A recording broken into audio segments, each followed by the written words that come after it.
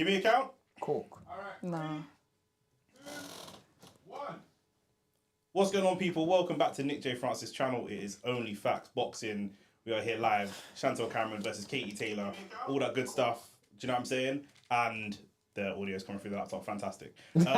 I'm doing an under 25s night. 25 and unders. Got a couple Pinckney with me today. Do you know what I'm saying? A couple young gunners coming up in the boxing game.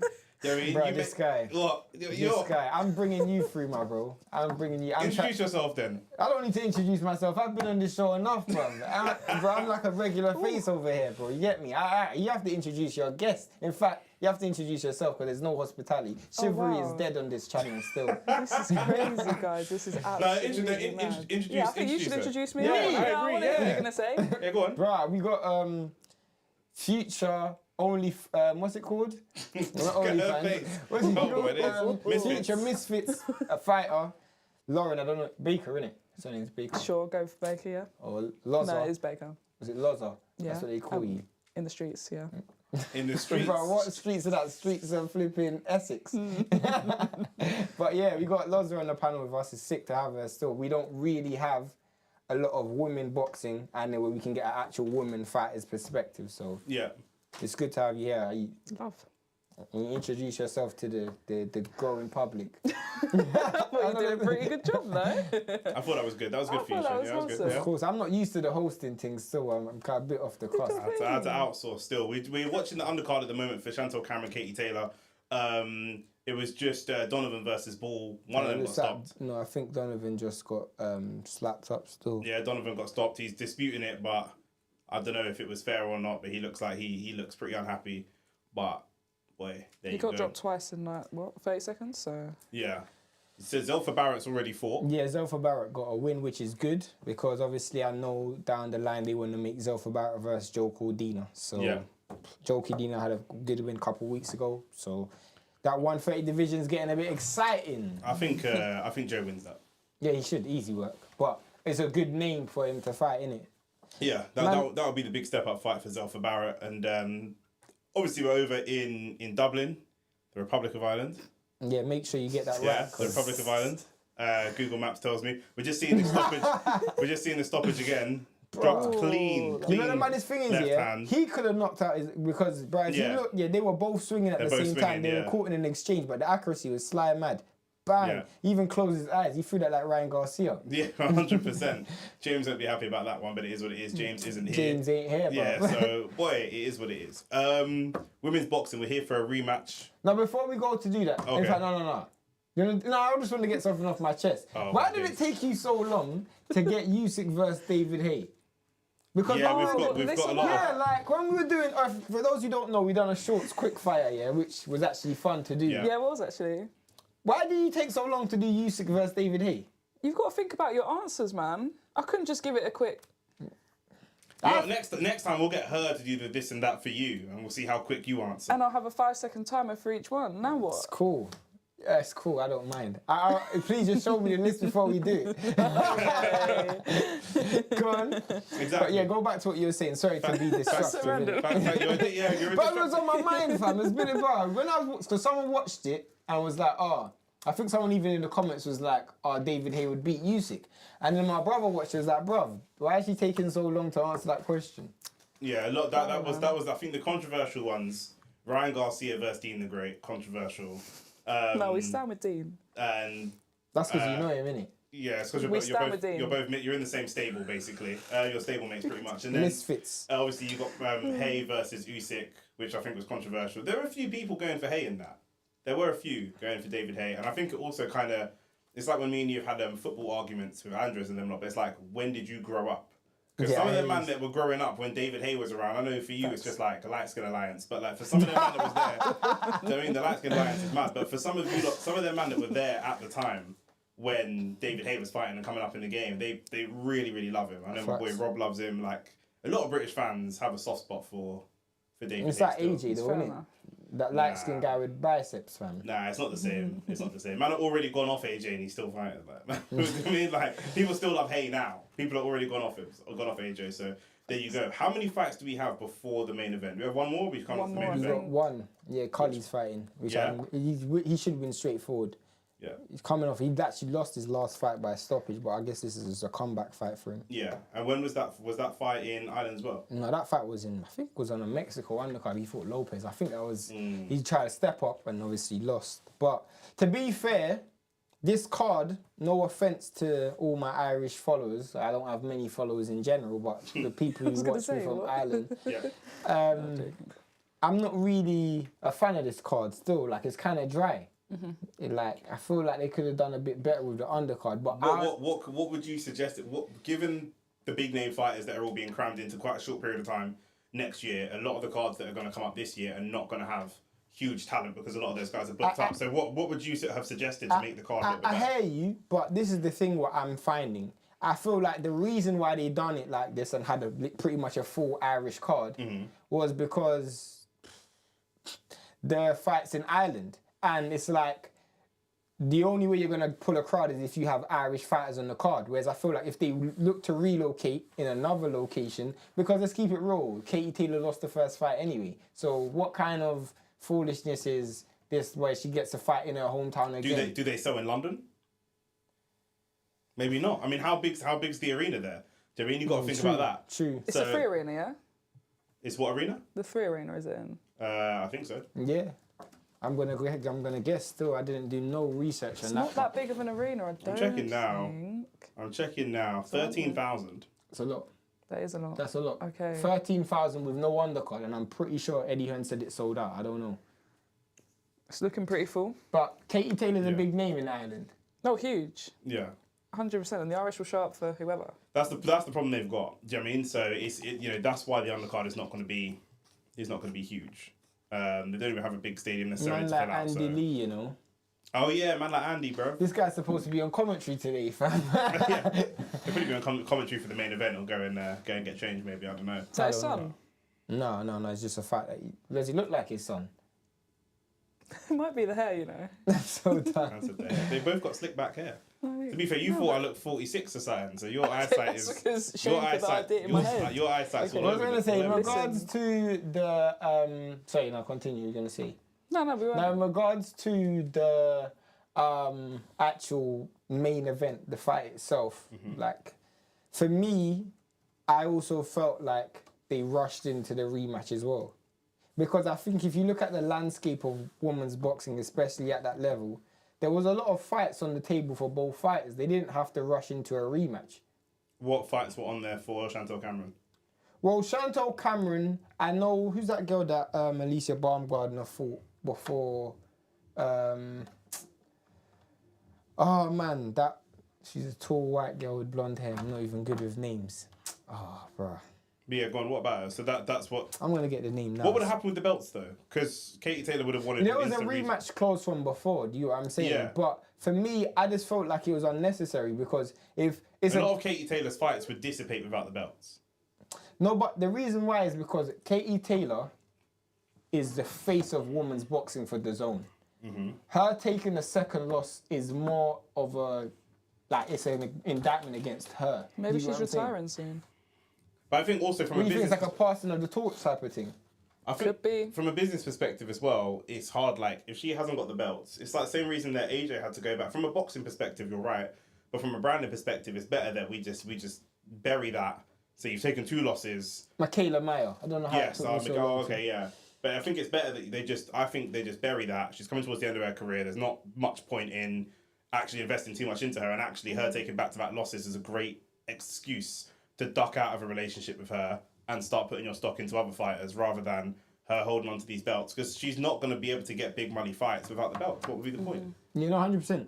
So I think they're a little bit stuck, but we are seeing boxing in a bit of a transition period. We said that already. Lightweight, welterweight, even though they're in transition periods as well, especially welterweight, you know, a lot of the big names are moving on. Canelo's coming towards the end. Facts. Fury coming towards the end. AJ coming towards the end. A lot of these people, Dillian Whyte and Chisora, those guys, done. Fully gone now.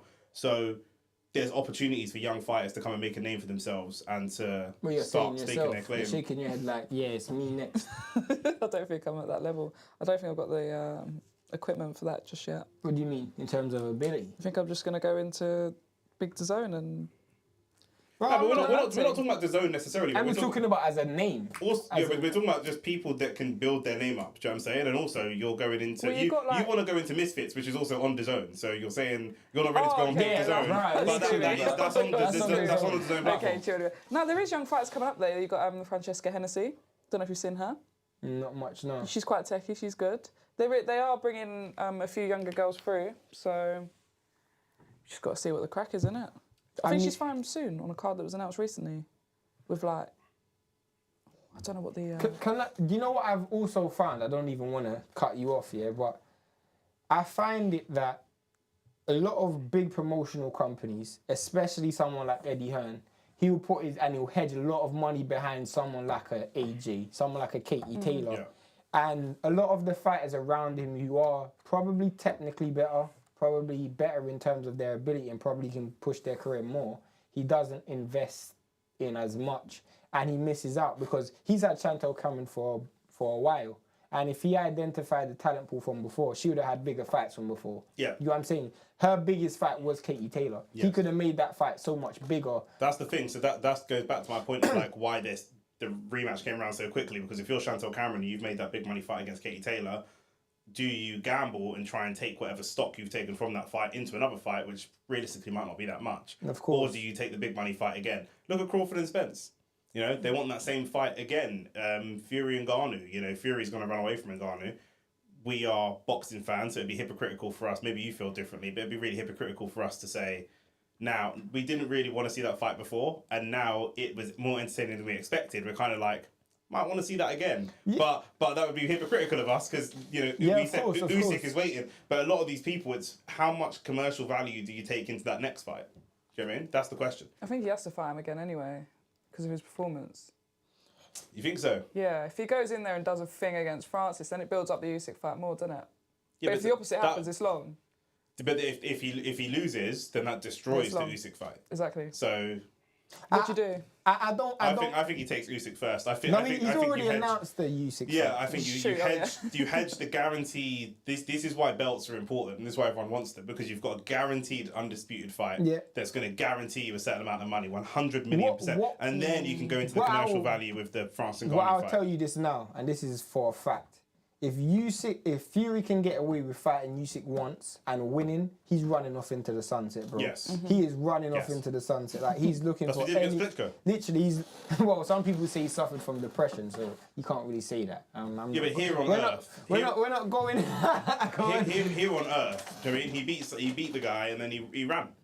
Do you know what I'm saying? Even if with depression or not, it doesn't matter. It don't matter. I'm just saying that's what his excuse was. Yeah, but how many people have got excuses for why they duck fights? It don't matter. Floyd Mayweather always said, I think that Manny Pacquiao's on steroids, I wanted to be drug tested, In many people's opinions, Floyd just ducked the fight until Manny was over the hill. That's just, whether the reason was legit or not, it don't matter. That's the nature of the sport. It's painful truth. 100%. How many people have you seen drop bad performances for Chelsea or for Man United or me for Arsenal, and we don't know what's happening in their personal lives? We don't care. Yeah, we don't care, bro. We really don't hear about Literally don't care. Do you know what I mean? So it is what it is. That's the nature of sport. Do you think if Katy Taylor does lose, it's the end of the road for her? Yeah, she retires. I think if she loses tonight, I think she retires in the ring. She retires in the ring? Not in the ring. I think she retires in the post-fight press conference. Oh my gosh, no. I think in the post-fight press conference she retires. No, at least get a cheeky Instagram post out of it. Nah, she'll get an Instagram post. You know them Instagram posts where I've given boxing my life. Yes. I've done everything for the sport, but I think it's the best time. I want to retire when I'm on the top. I think she might retire even if she wins, blood. I don't know. I don't know if she retires or she wins. If she loses, almost certainly she's you know what's annoying? What's funny about Katy Taylor as well was, as soon as she lost that fight, and she obviously had a lot of controversial fights before that, a lot of people saw her as food. Like, easy paycheck, eat a lot of money, big name. Because she was moving up in weight class as well. Indeed, but not even just that. You had the Amanda Serrano fight, which, give or take, anyone could have won that fight. But that was not the first time we saw her real vulnerable, but bro, she could have got stopped in that fight. Do you know what I'm saying? And then you looked at people like Amanda Serrano, who wanted a rematch. Obviously, Chantel Cameron, Alicia Baumgardner, Michaela Mayer. You looked at it as like, well, there's people who are pretty much in their prime. I don't know what's going on with Alicia now, but at that time, and they're looking at Katy Taylor, well, if I get a win over you, you know what I'm saying? Shout out to E-Man Edits in the chat saying, what's up, dudes? What's up to you? Shout out to Zach's World, Everyone friend of the show. Hit the like button. And Shout out to Zach. button, Zach said gang shit. Shout out to Zach in the chat. Zach, who do you think's gonna win the fight? Do you know what I mean? Let us know. But yeah, no, I think like I said, I've got hell, bro. I swear to God. I've got 25s and unders on the chat. Share the joke. Share the joke. No, bro. Come on now. Share the joke. I just know. I've met you this week, and I know the telepathy's working. You know what? Yeah, I feel like Laurie now because it's like, you know, guys, be professional. Do you know what I'm saying? Like this you lot giggling in the corner. I really tried. Literally, I'm literally crying. Nick, you know what's so funny? When you were with Expressions, yeah, you was the most. It wasn't even you. It was Expressions, so I'm not even like it wasn't even you.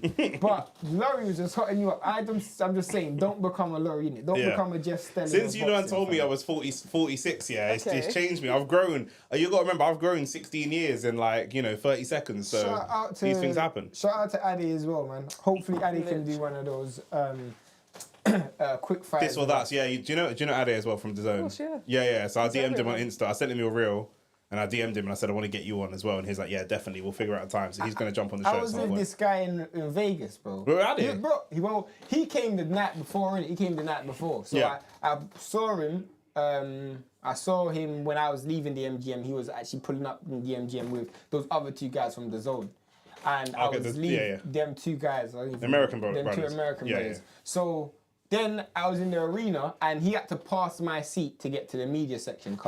Where I was sitting was there and the media section was like 2 rows in front of me. So he's like, he ended up seeing me again. But there wasn't a lot of British fans there. So obviously... All the Brits were congregating. You know what I'm saying? I even saw KG and Flex in the MGM as well. So yeah. Is this self-embarrassed fight or is this a different fight? No, okay, it's a different fight. Yeah. Oh! Some shots in. That's Cali. Yeah, that's Zach Cully's last fight. That's Cully's last fight in last fight when he lost to Lopez. Okay. Oh, that wasn't in Mexico. That was in the UK. What card was that on? I don't know. That guy looks like he's on something still. I'm not gonna lie. No accusation still, but he's well shaped still. Man like David Diamante. Yeah, Cully was knocked down twice in the 3rd round. His I remember watching that fight. What card was that on? Go to the I'm trying to remember. I definitely remember watching that fight. He's back. His first fight back. I mean, Zach Cully was supposed to be someone, but I don't know how high his ceiling's gonna be now. I mean, do we know much about his opponent on this? Who's he fighting? Because that performance wasn't giving. Reese Mould. Yeah, I'm not even gonna lie. Act like I even remember. I even know. Reese is similar as well. He's 29, 5'7" from Doncaster, and he has 18 wins and 1 loss. Who did he lose to? And his loss was to... I'm going way back. Am I going way back? Where's the loss? Oh, lost to Lee Wood. So it's the only person he's lost to is Lee Wood. That could have not been recently. That must have been before Lee Wood was world champion. 2021. Yeah. This because it was for a British title. Yeah, it was before Lee Wood was world champion. Because I know, obviously, I've seen pretty much all of Lee Wood's fights, like for the last. I'm pretty sure I probably would have seen that fight as well. I probably just can't remember this dude. Yeah. Zach said he thinks that the fight will go Cameron on points. When does the fight start? We've got one more fight now, Gary Cully, and then straight after that is the main event. So do stick with us. We're going to preview the fight. We're going to talk a little bit about Andrade versus Benavidez as well, which obviously they are a few hours behind us in the west coast of the United States, but that is going to be a really, really good fight. Can't lie, bro. I'm excited for that still. That fight, I'm so excited. I saw the clips of the face-off. It's looking intense. Yeah, because they're both bad, man. That's why they're two men that can fight. Like Benavidez more of a knockout artist, maybe more of a killer. For lack of a better term, but as boxers, they're both very, and they'll both believe they can win the fight. 1,000,000%. Yeah, they always make the best fights. 1,000,000%. Yeah, so that's what you want. You gotta give them both credit because, especially Benavidez, because he didn't even have to take this fight. He could have just waited in line for Canelo, but he's just saying, I just want as much work as possible. I do think he sees Andrade as over the hill, but for Andrade, he's looking at it as well. Caleb Plant took Benavidez the distance. I'm a better boxer than Caleb Plant. I probably got more power than Caleb Plant. Obviously, I'm fighting at a different weight class, but you look at Andrade's boxing skills, you know, he definitely can cause Benavidez problems. I got a question. Is Caleb Plant underrated? No, not at all. You think he's rated about right? Yeah, I think he isn't an elite super middleweight. Mm-hmm. He's definitely top 5 super middleweight. Definitely a top 5 super middleweight. The super middleweight division is quite thin. You know, very top heavy with Benavidez, Morrell, Canelo. So a lot of those guys underneath, they still got to make a name for themselves. Yeah. But Caleb Plant he's spun the block. Yeah. So he's had good wins like the win over Darrell, everybody remembers. Yeah. The Caleb Truax win wasn't as good, but he still got a win over Truax. And then obviously he's had the performance against Canelo, which was a horrible performance. So But that was against Canelo.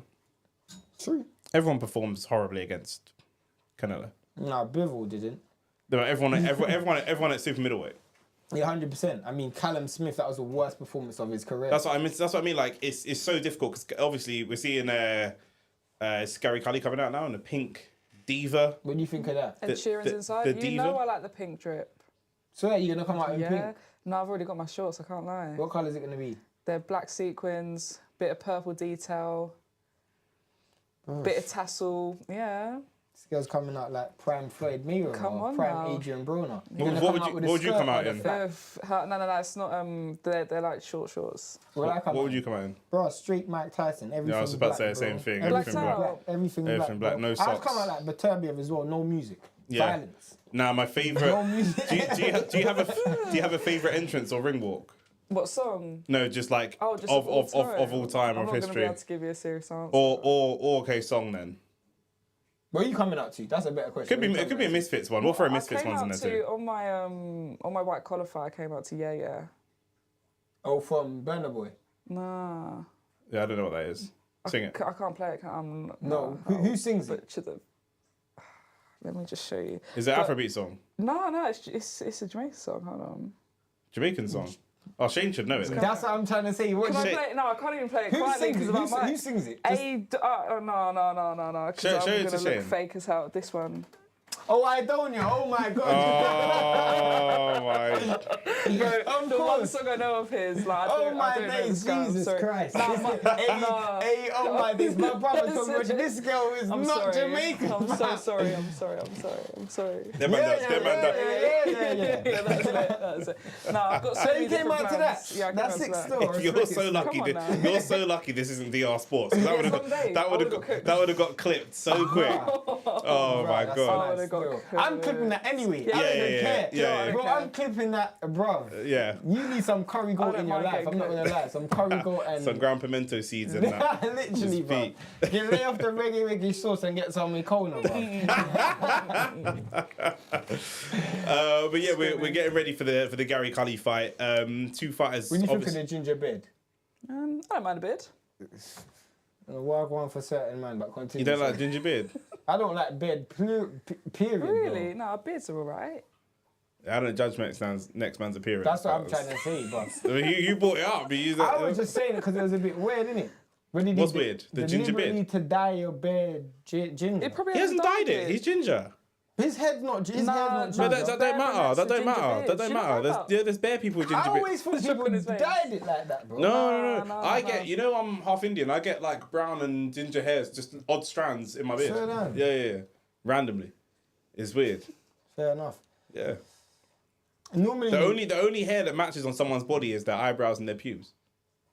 I didn't even know that. The colour of someone's eyebrows is always the colour of their pubic hair. That is flipping There you mad. go. So like and subscribe, blood, for more interesting facts. What was I gonna say? Yeah, prediction for this. I'm pretty sure everybody's gonna go Cali. This guy's got 6 knockouts.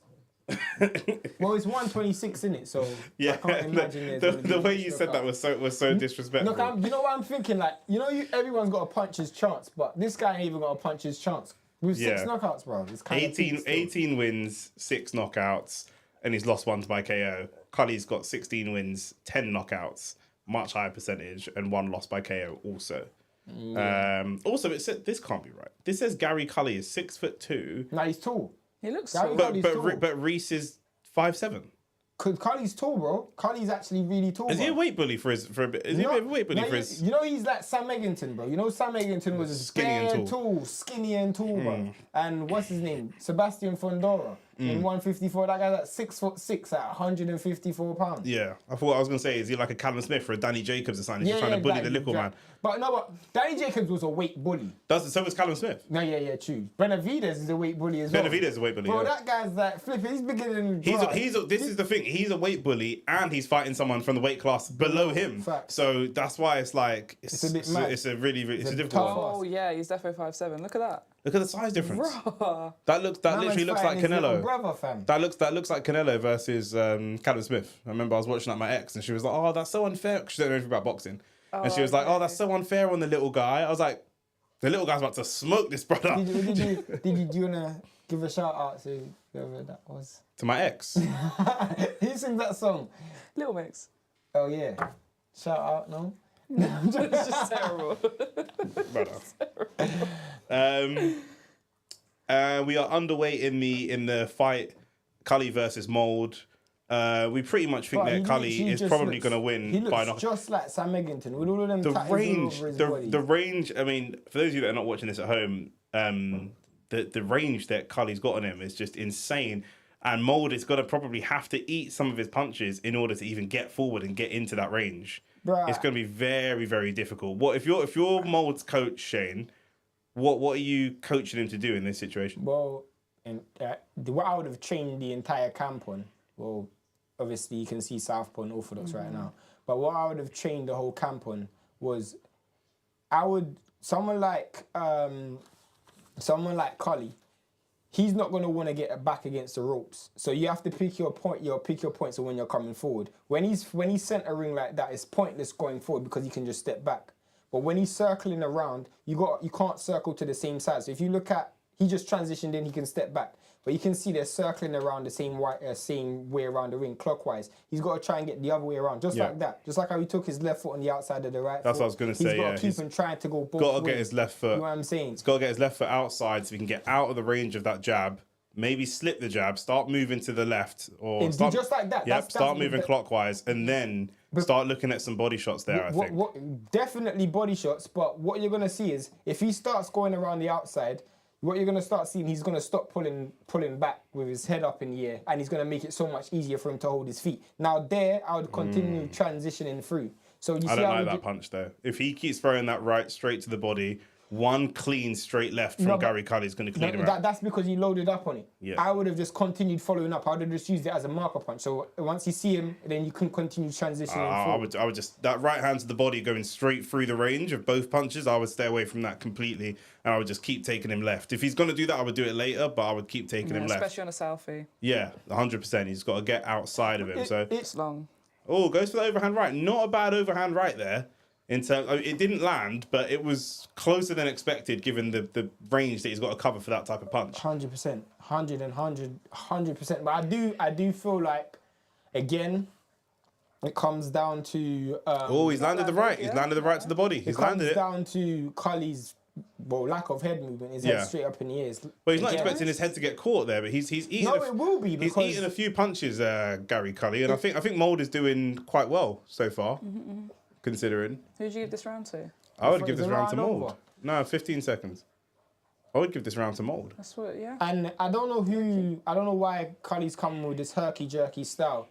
Like, he's got to be flicking that jab. He's literally just kind of pouring with it. Like, he's so scared of what's coming back. Because he's just taking steps back. He can... Because his last fight was a knockout. That always plays a point. I was going to say, you know, Mould has got one loss in his record, but that was from 2 years ago. Gary Cali's coming straight off of a loss. So this is his recovery in his hometown where he's expected to put on a performance. So there's a little bit of pressure on him there. So hopefully, well, not hopefully, I don't really care who wins this fight. But I was about to say, bro, who cares? You ain't putting money on this, fam. No, I don't. I really don't. Start thinking about Conor Benn calling out Boots Ennis, because Zach's in the chat. He's asked what we think about that. We will cover, more of this. I think we've covered it on a podcast, one of our episodes before. We'll cover it more again. It's easy work, fam. Like, it's literally easy work. Do you know Boots Ennis? I imagine you probably don't know who he is. No, that's fine. Like he's the new... I'm going to be honest. He's the new welterweight champion. Terence Crawford just got stripped of his IBF belt. He's still got the other 3, but he got stripped of the IBF. Jaron Ennis is the new guy in town, basically. He's not new to boxing fans, but he's new because he's just become world champion, and obviously becoming world champion means your name gets relevant. Now, Jaron Ennis is one of the most athletically gifted, physically gifted in terms of size, and technically gifted fighters of his era, of his age group. Right? He's just literally 1 year older than me, and he's real big, bro. Like, I've seen this guy in person. He's a big dude. Why haven't I spelled his name? No, you're not spelling it right. Man said Gerald. Just search Boots Ennis. If in doubt, just search Boots. Bro, you said Gerald. Hey, you're sick. You're sick. You're sick. You're sick. Bro, how old do you think Gerald? Gerald. Let me see. Nah, I don't know. Can I ask you a question? I always say that. I should get a T-shirt with that on the front. Can I ask you a question? Yeah. What is your opinion currently on the landscape of women's boxing? The reason why I say that is because when Clarissa Shields was coming through, when Katy Taylor was coming through, it was almost like take it or leave it kind of thing. It was part of a card. When you say landscape, what do you mean? Like the direction it's going? I was going to get to that. Like, it was never really a headliner. Obviously, of recent it has been, but when Clarissa Shields done what she's done, we had the all-woman card. Was that earlier this year or last year? With Clarissa Shields versus, what's that? Savannah Marshall. Yeah. I think that was this year, I want to say. Yeah. Might need to do research on that, I'm not sure, but it doesn't matter. You obviously can see they've gone from making not a lot of money to a lot of money, headlining, obviously, Madison Square Garden with Amanda Serrano. Now it's almost looked like a lot of the big fights we wanted to see, like Amanda Serrano, Katy Taylor, Chantel Cameron, Katy Taylor, and also Savannah Marshall and Clarissa Shields. Now we've seen those fights already. What's next? Like, do you think there's going to be a dip for women's boxing? Especially if Katy Taylor bows out. That's what I'm saying. I think a rematch that's still got hype around it is Savannah Marshall versus Clarissa Shields. So I think what they basically need to do is, as they are bringing in new fighters, they are developing the pool, it is getting bigger. I think they need to kind of almost have a build-up to that fight, because that is the only one at the moment that I think would really do well. I feel like they also need to do a good job at like selling personalities as well. 100%. Because Alicia Baumgardner came out of nowhere with a brash personality. I would almost like... There's a few good personalities in women's boxing at the moment, to be fair. Look at... Shadaysha Green. Yes, very good. But again, she needs that.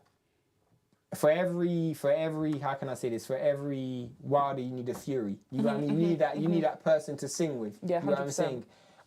If you look at someone like Caroline Dubois. I mean, I've always said this, and I stand by this, and I'm saying it on camera. She's got more skills than her brother. I don't care what anyone says. She's got. Yeah, that's that. I don't think that's controversial. Her brother's fought for a world title in the heavyweight division. She only just started. Yeah, but someone like her, I feel like she would benefit from a personality. She would. Facelift. She's very. They both need a personality facelift. Because you get media trained, obviously, and I think when you're just thinking about the media training, it is difficult when you're doing interviews. So I remember doing a few when I was playing football. You do hold back more than you should sometimes, but I feel like you look at with American fighters, it's just so natural for them. Whereas English fighters, it's like they almost have to become something that they're not. It's totally different cultures, though. You can't compare English culture to American culture at all. They would have grown up with a camera in their face. But again, it's what makes it palatable for the public. Into the third round, by the way, on this fight. People love to hate Clarissa Shields. That's why a lot of people watched her versus Savannah Marshall. You know what I'm saying? I just feel like, and I'm very much aware of this. We are both aware of this because I remember watching boxing when I first started watching boxing. It was the likes of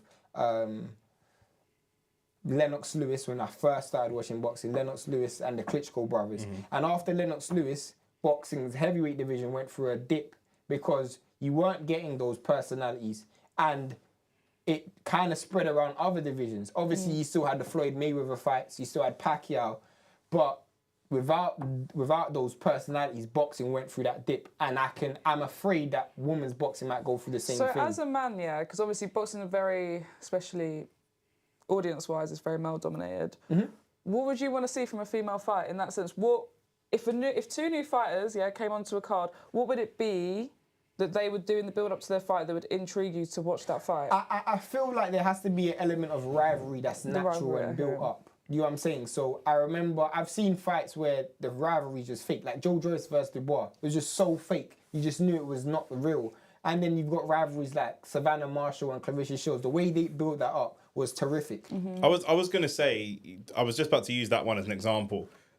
You've just got to be authentic and have a character. Savannah Marshall and Clarissa Shields are wildly different. Completely. And also, one of the things we have in this day and age is that everyone wants to be the same. Oh, men and women will be the same. Black and white people are the same. So no one talks about their culture. Back in the day, it was very, very overt. This black American fighter is fighting this white English fighter. Oh, this Mexican. This Mexican versus this Puerto Rican. Like now, they might mention it with a flag or something, but it wouldn't really be brought up. But the fact that Savannah Marshall is white and English and from a different type of culture, and Clarissa Shields, and Taylor was the same thing. Irish versus Latino. Yeah, if you're willing to tap into that, and I know it can be a bit of a dicey area trying to like tap into that and not be, but it works. So, but it don't have to get disrespectful. Like, you know, Floyd come over fighting Ricky Hatton. He's wearing like Manchester United shirt and that type of stuff. You know, I watched a comedy sketch actually earlier about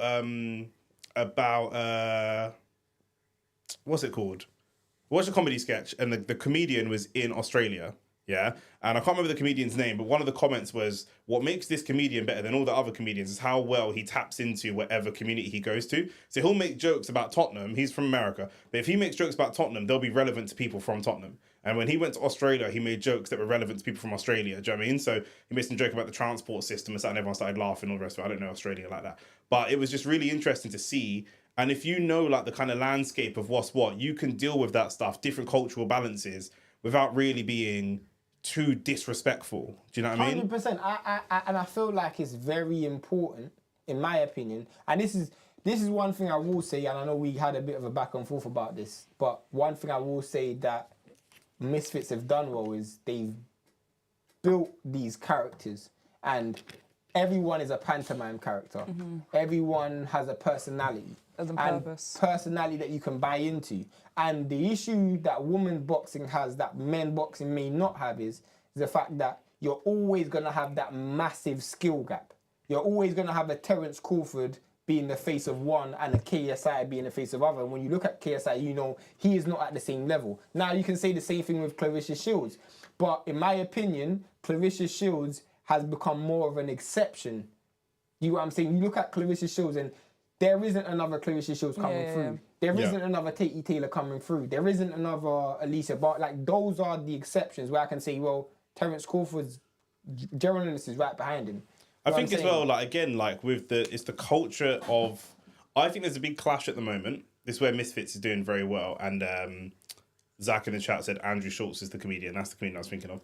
But there's a big clash at the moment between this. It's going to be like super deep and societal and philosophical. But the society that we live in today and what it normally takes to be the most well-known fighters. If you look at the top 10, not best fighters, but best branded fighters, a lot of them did things or just were people who were controversial people.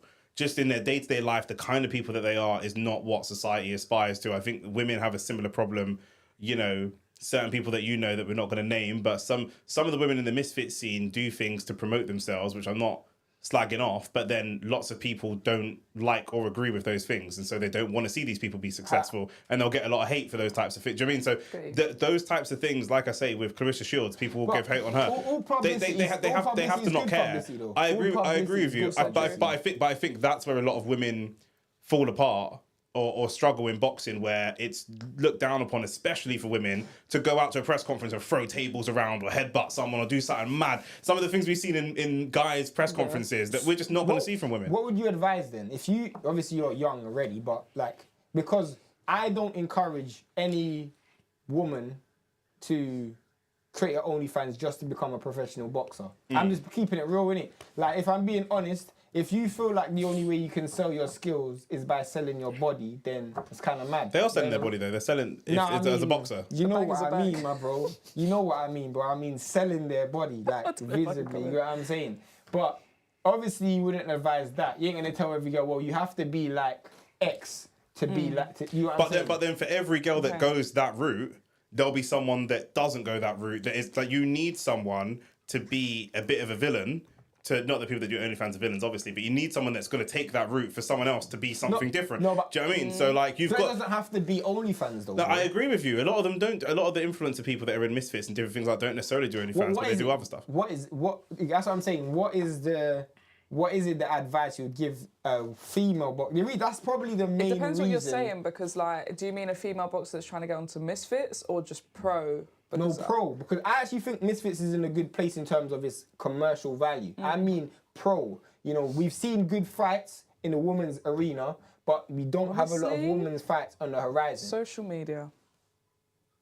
You trying to promote? Share your skills. Huh? Share your skills. Honestly. Because I think, especially, I don't know, you obviously don't know her, Francesca Hennessy, she shared a lot of her skills prior to her debut. And I think if you have interest before you've even put the gloves on, I think that's a good platform to start. If you have that audience that's already rocking with you and you've not even got in the ring yet, I think that puts you in a really strong place. I mean, that's a very good place to start. I would 100% 100% agree with that. But then I know social media is not for anybody, like everybody, sorry.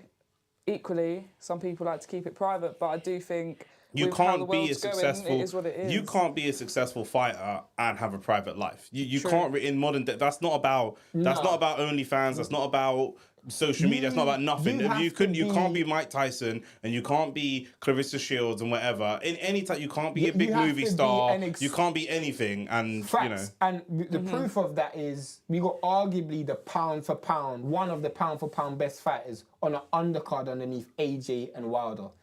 In Dimitri Bivol. Yeah. So that should show you the fact that skills don't pay the bills. It doesn't physically pay the bills. Dimitri Bivol was the best fighter on that card by far. But he's what, 6th down the line, 5th down the line? Yeah. And the reason why is because he just doesn't have a big name. He just doesn't have a big draw. The thing is with social media and yes, OnlyFans as well, but all of that stuff is that it has global appeal. So if you are someone, one of Bivol's problems is he doesn't speak English. Do you know what I mean? So great. He doesn't speak English great. He speaks basic English. He speaks basic English. I thought you meant good that you don't speak English. I was like, rah, well gone for my man. But some of the other things like the social media side of things or whatever, that can sell. Ryan Garcia's the same. You know, he does all the TikTok stuff and different things like that. And you don't have to speak English or speak Spanish. You can speak any language. You can see him doing the fast punches or those fast punches of trash. Don't mean anything in boxing terms, but they look good. That's the first time I saw Ryan though. What, doing TikTok? Yeah. It's crazy. That's most of No, but that's the point. I think what you just said is the point, because at the end of the day, they found a way to actually promote themselves. You know what I'm saying? And the casual fan is the most important fan to capture because that's the masses. You know what I'm saying? And for women, they got to try something different. I mean, you're benefiting in one way is because you're going to be on big cards, you're going to be doing Misfits. So you're starting that way. Fingers crossed, innit? But one of the things that I feel like you might actually benefit from is the fact that you're open. Like, you're not willing to lose. Because for me, I'll keep it real. Like, if I was going to turn pro right now, if you were to offer me a Misfits contract, I'd probably take it to you're taking me for an idiot. Because in my mind, I'm like, bro, that's a joke thing. I'm a proper boxer. I feel like being on Misfits, you lose credibility as a proper boxer. Depends what your motivation is, though. Do you know what I mean? Your motivation could be to make money. Your motivation could be to be a world champion. I mean, like, in terms of actual legacy. And also, Misfits isn't just influencer boxers. There is pros that fight on there. No, I know. As I told you last week, but one of my friends fought in that card. Not top level pros. What do you mean by top level? There's been a good few pros that have been on Which there. pros have fought on Misfits? You've had Idris Bat. Well, he doesn't really classify himself as a pro boxer, but he is being classified as a pro boxer. If he don't classify himself as a pro boxer. But you've got not Idris big Virgo. names, not big names. Not huge names that you'd see on a card like this, no, but they... That's what I said by not top level boxers. But there's still a difference between them and influencers. From the technical ability perspective. So I don't know what you. What I'm saying is both audiences are going where they're going to get the biggest plate. not just where they're going to get the biggest plate, meaning money, but where they're going to get on the proximity. How close can they get to be in either the main event of a big night or the undercard of a big night? And people like Idris Virgo, how far would he be down the food chain to be on the undercard of like an AJ fight or a big fight? Probably quite far down. But he could get onto the undercard of a KSI Tommy Fury quicker. Yeah, so that's a bigger plate for him. He main evented recently. Yeah, do you know what I mean? So it's like Devin Haney. He was on KSI and Logan Paul's undercard, bro. Yeah. So like that's the thing. For me, I look at it like. Do you think Devin Haney lost credibility being on an undercard like that? No, but he's already a top level fighter. Fair enough. Do you know what I'm saying? If you're somebody that's like not a top... Devin Haney is on a Misfits undercard when he's a world champion or fighting for world titles. Yeah. That's different. He's at the creme de la creme of boxing. He can do what he wants. Do you know what I mean? Devin Haney could fight in a car park and still make a decent amount of money. People would tune in. But if you're someone that's building, that's the thing. There's a difference between building a brand. What Misfits does well is they pick up people that are either on their way to building a brand or already have a brand and then put them all in the same place. Whereas what Eddie Hearn and these guys are trying to do is a lot harder because they're picking up random people who happen to be able to box and then trying to build a brand around them. It's much, much harder to try to build that brand. I'm going to ask you a very difficult question. Very difficult question. Jesus Christ. This is my journalist hat coming on. You're in an industry where majority of it's that 6th round in the Cali mold fight. Cali's manhandling him. Cali was struggling at first, but started to find his range and just starting to break him down a little bit now. But go on, Shane. Yeah, so you're in an industry where majority of the women, not all, but majority of the women are sold through their sexual appeal. Yes. Correct? Correct. Not Jesus through their Christ. boxing... Bruh, I'm not going down that road. Go on, I'm listening. Not through their boxing skill. Now, you, on the other hand, are obviously going to try and sell your personality. But how are you going to find it? Like, how are you going to present yourself? Because obviously, I assume you're not going to go down that road. I don't know. You can speak for yourself. But how are you going to sell your... Pause. How are you going to sell your personality to the consumer? Yeah. Oh, okay. So you're asking... Okay, cool. So I do have plans. From a person... Are you just curious as to, like, what... The reason why is because you're not following the blueprint that the other women have set. You have to follow a blueprint that no one's really mastered. Well, that's a good question, actually. Slightly different question, but on the same point. Who do you look at and say, actually, I can follow this person's kind of route? Is there anybody, or you're the trailblazer for this new thing? I've always just been that girl, like not in that way. I've always been I'm that girl. No. Like in school, I was the football chick. Do you know what I mean? Like I was the one skipping classes because I'm off playing football in London. Do you know what I mean? So I've always just been that different. Yeah. So no, there's not really anybody I look at. It's just more so. But you're going to sell your personality in an industry where every man looks at women as a sex symbol. But that's every industry. That wouldn't be any different if she was trying to be an estate agent. Who's looking at Katy Taylor as a sex symbol, bro? No, but that's the same industry. You've missed the point of what I was saying. There's still boxing. No, but I'm saying in an industry where pretty much most women. When you say industry, you mean misfits as opposed to professional boxing. Yes, that's what I'm talking about. Misfits. Got you. Okay. Like how would you present that? Because like naturally if you saw a woman on Misfits, the first thing you'll think of, the reason why she's famous is because she's on OnlyFans. Nah, not really. I don't think so. I genuinely don't. That might be a trend for the women, but I know at least she's famous for social media. Which, if you do want to say that that's because of how she looks, a girl could be famous for Instagram and still be famous for how she looks. I understand that without necessarily, that may not be OnlyFans specifically, but just, I know what you're saying, though. But a lot of the guys, it's the same thing. I mean, that not necessarily OnlyFans, but like there are guys that have got more followers because they're attractive. Do you know what I'm saying? You can say something about someone like AJ who becomes world champion versus Tyson Fury that becomes world champion. AJ was way more popular. But I actually want to hear how your methodology behind this, or if you've even thought about it. Of course we have. Obviously, been teased with a couple fights, so I've got to keep. So what you want to know? Like what my plan is, promo-wise, essentially. Or like personal, how are you gonna publicize? I don't know if you've seen my. I mean, I'm in a bit of a weird place because obviously in the scene, a lot of people know who I am in the scene. Yeah. So I'm gonna have backing from like a lot of the fighters who have already fought. So I'm thinking of doing like collabs in the build-up with them to push. I don't know if you've seen any of my boxing skits. You probably haven't. Nah, if you go through my Instagram, I seen the one that you showed me last week. I can't even remember. But basically, we're going to run a narrative of. There's a good friend of mine, Juice. Shout out to Juice. She's going to be acting as my manager. She ain't got a clue about boxing, but she's hilarious. So she's going to. Basically, with me comes Juice.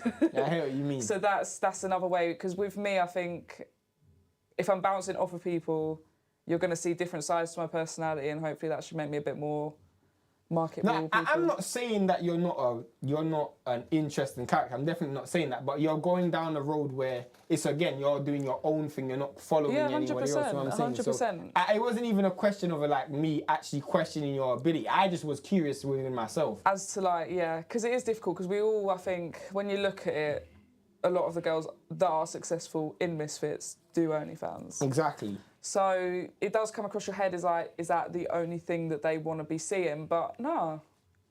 You got to test it and see, right? 100%. And why am I gonna put my character aside and do something that I mirror other people when that's not me? No, I'm not. I respect it. I 100% respect it. I just was curious within myself to actually know. And any of those girls that you fight, you can leverage their audience as well.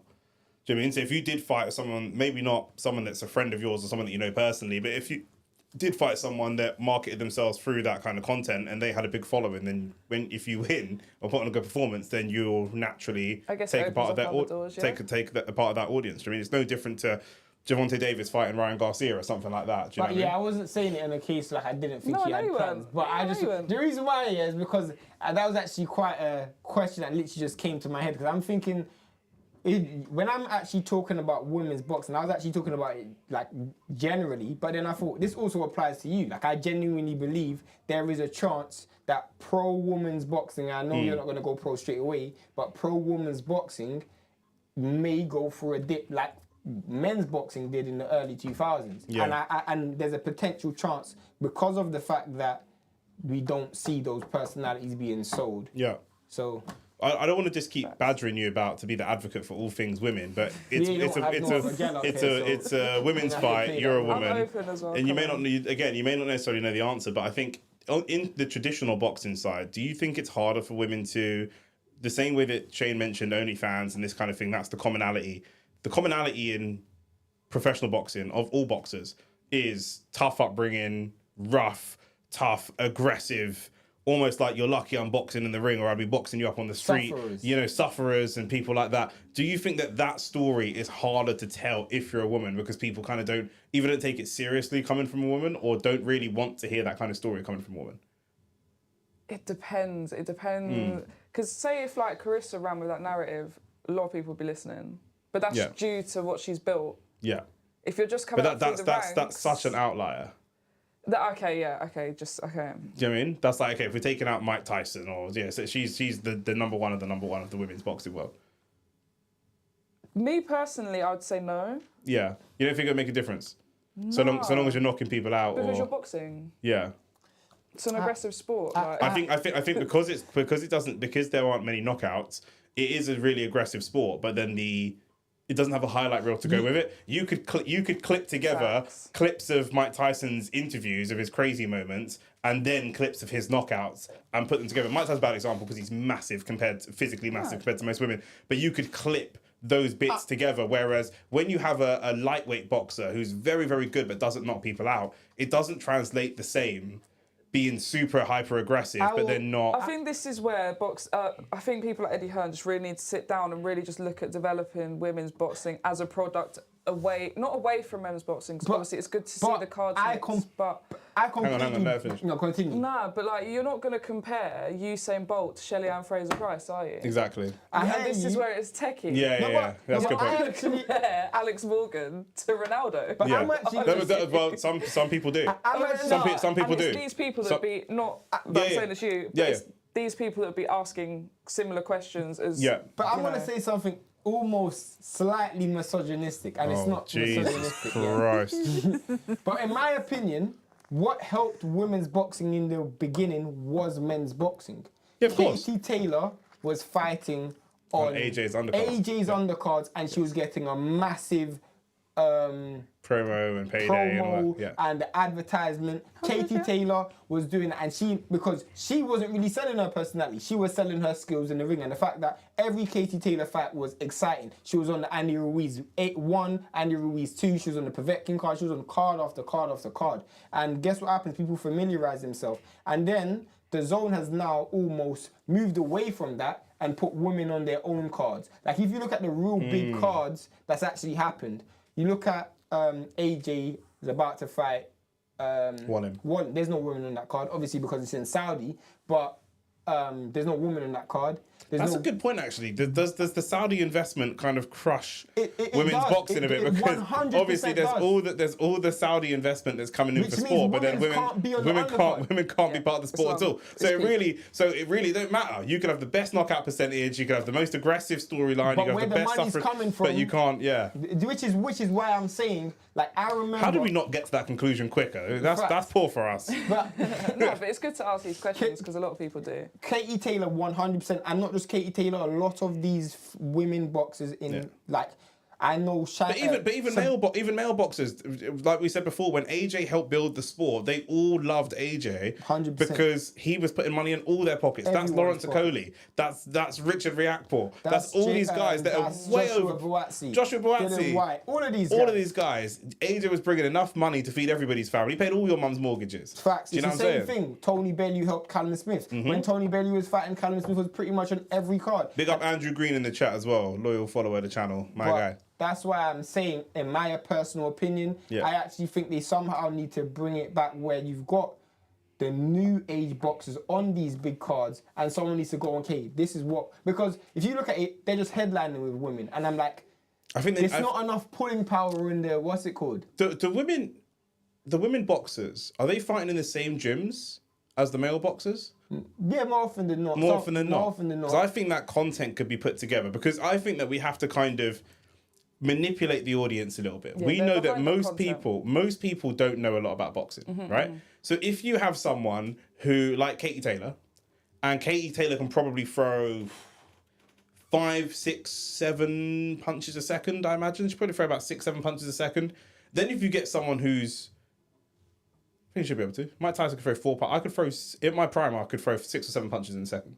Katy Taylor could throw 6, 7 punches in a second. I used to be able to throw 7 punches in a second. I'm bigger and stronger than that. Like that. Oh, okay. No, but even if it's a combination, I think she could land 7 in a second. That's but then, what, on pads? Not on pads? Not on a bag. Not on pads, on a bag. Yeah, on a bag. On a bag, not on pads. But so if we had someone like her doing that, and then we had someone who was obviously bigger and stronger as a guy, not all the way up to like a AJ, but up to a Buatsi or something, and he was trying to do the same, but he couldn't replicate it. That would make people go, wow, look how talented she is. Because she can do something that this man can't. It sounds really manipulative. But do you know what I mean? Like, does that make sense? Because when they're watching it in isolation, right? Because this is what I'm saying. Like, if you go and punch a punch machine, and you hit 750, and that's super, super impressive for a woman. Not trying to be disrespectful, but we know men typically hit harder. And that's really impressive. And then a guy comes along who's an average build guy, maybe just goes to the gym, hits it and hits 800. People are too stupid sometimes they'll disregard what you did, even though what you did is very, very impressive. Does that make sense? What's a big like? Sorry to cut you. For the first fight, I said Chantel Cameron's got a really impressive knockout percentage, and people in the chat were like, "No, she don't. It's only 60% or something like that." And I was like, "That's an impressive knockout percentage for women's boxing. That is an impressive knockout percentage." What's a big problem, in my opinion, is the fact that there also isn't rivalries being built from a very young, like not young, but early in their career. Yeah. That is a problem. Like, you need that. Yeah. You need that rivalry, especially in an industry where the zone's global now. Matchroom's Top Rank's working with people in the UK. Queensbury's working with people in America. You want... But again, Saudi could be a blocker to that, because a lot of rivalries come from the amateurs and even the Olympics, and apparently the next Olympics might be in Saudi. The one after the one that doesn't have boxing? Yeah, there's not going to be boxing in the next Olympics. Is that permanently or just the next one? It's just the next one. Like, they can pick sport. I think it's Paris, isn't it? Yeah. I'm not wrong. Yeah, they can pick Where the did sports, I hear that Saudi... Did I hear that Saudi was getting the Olympics? Wow. I thought... Are Saudi getting the Olympics or are they getting the World Cup? Maybe they're getting the World Cup 2026 or something. Saudi plots to... But they're trying to get both. Anyway, they're trying to get both, but like that would be dead because that would be because a lot of the rivalries that we have in the pro scene come from the amateurs. Do you know what I mean? We see Joe Joyce beat AJ in the amateurs, or Dillian White beat AJ in the amateurs, and all these different things. These guys fought in the amateurs, and then when they turn pro, it's a different story. But a lot of these rivalries could get built in the amateurs or even in the Olympics. I mean, Savannah Marshall beat Clarissa Shields in the amateurs. Exactly. So those are the type of narratives you're talking about. I think that's the only one, as I said, the only big one. There needs to be more. Yeah, 100%. Caroline Dubois needs someone. You know what I'm saying? She needs someone. You know what I'm saying? But then does she have the, like you said earlier on, does she have the personality to really be able to sell it at the moment? I mean, she's got the skill to sell it. It's a concern definitely for me. The ring's not the concern, but the outside. It's definitely a concern for me. And the bigger issue as well is British boxing on a whole is reducing and becoming a maybe that's terrible place for boxing. We can wrap up on this topic, but maybe that's the place where we're all struggling. It's just that, you know, boxing as a whole is coming towards British boxing the end of a cycle, and then Misfits are carrying. There'll be Misfits is probably going to carry it. No, Misfits is dead still. You know who knows? Misfits is dead still. But you're going to be on it, so Misfits is great. Oscar Fernandez in the chat says hi to you too. Thank you very much. Hit the like button, hit the subscribe button, everyone who's in there. That's it for sure. We shouldn't be far away from the Katy Taylor fight though. Let me post something on my story, chat. Actually. Yeah, post on your story. Lex on the chat said top stream everyone. Top 3 pound for pound women in the world. Clarissa Shields #1. Yeah. Oh, this girl's getting a real close up on me on that camera as well. Go on, top 3 women pound for pound. Clarissa Shields #1. Yeah. Alicia? She just for the drugs test, so it's a bit different. Yeah, I was going to say. You didn't know that? No, I can't know. Yeah, Alicia Barngarden. Yeah, we can't put her in there. We've got to speak about this, yeah. What's that? What's going on, bro? I mean, that look like Teletubbies, she said. Did you see the photos? Isn't it though? Isn't it? Bruv, I am not criticising anything. No, it's all love. Oscar, we'll do top 3 males when we finish this. Top 3 female pound for pound boxers. I would have actually Throw said... Chantal in there? I would have actually said Alicia Baumgardner, but she failed the drug test. So I'm going to say Clarissa Shields. Mm-hmm.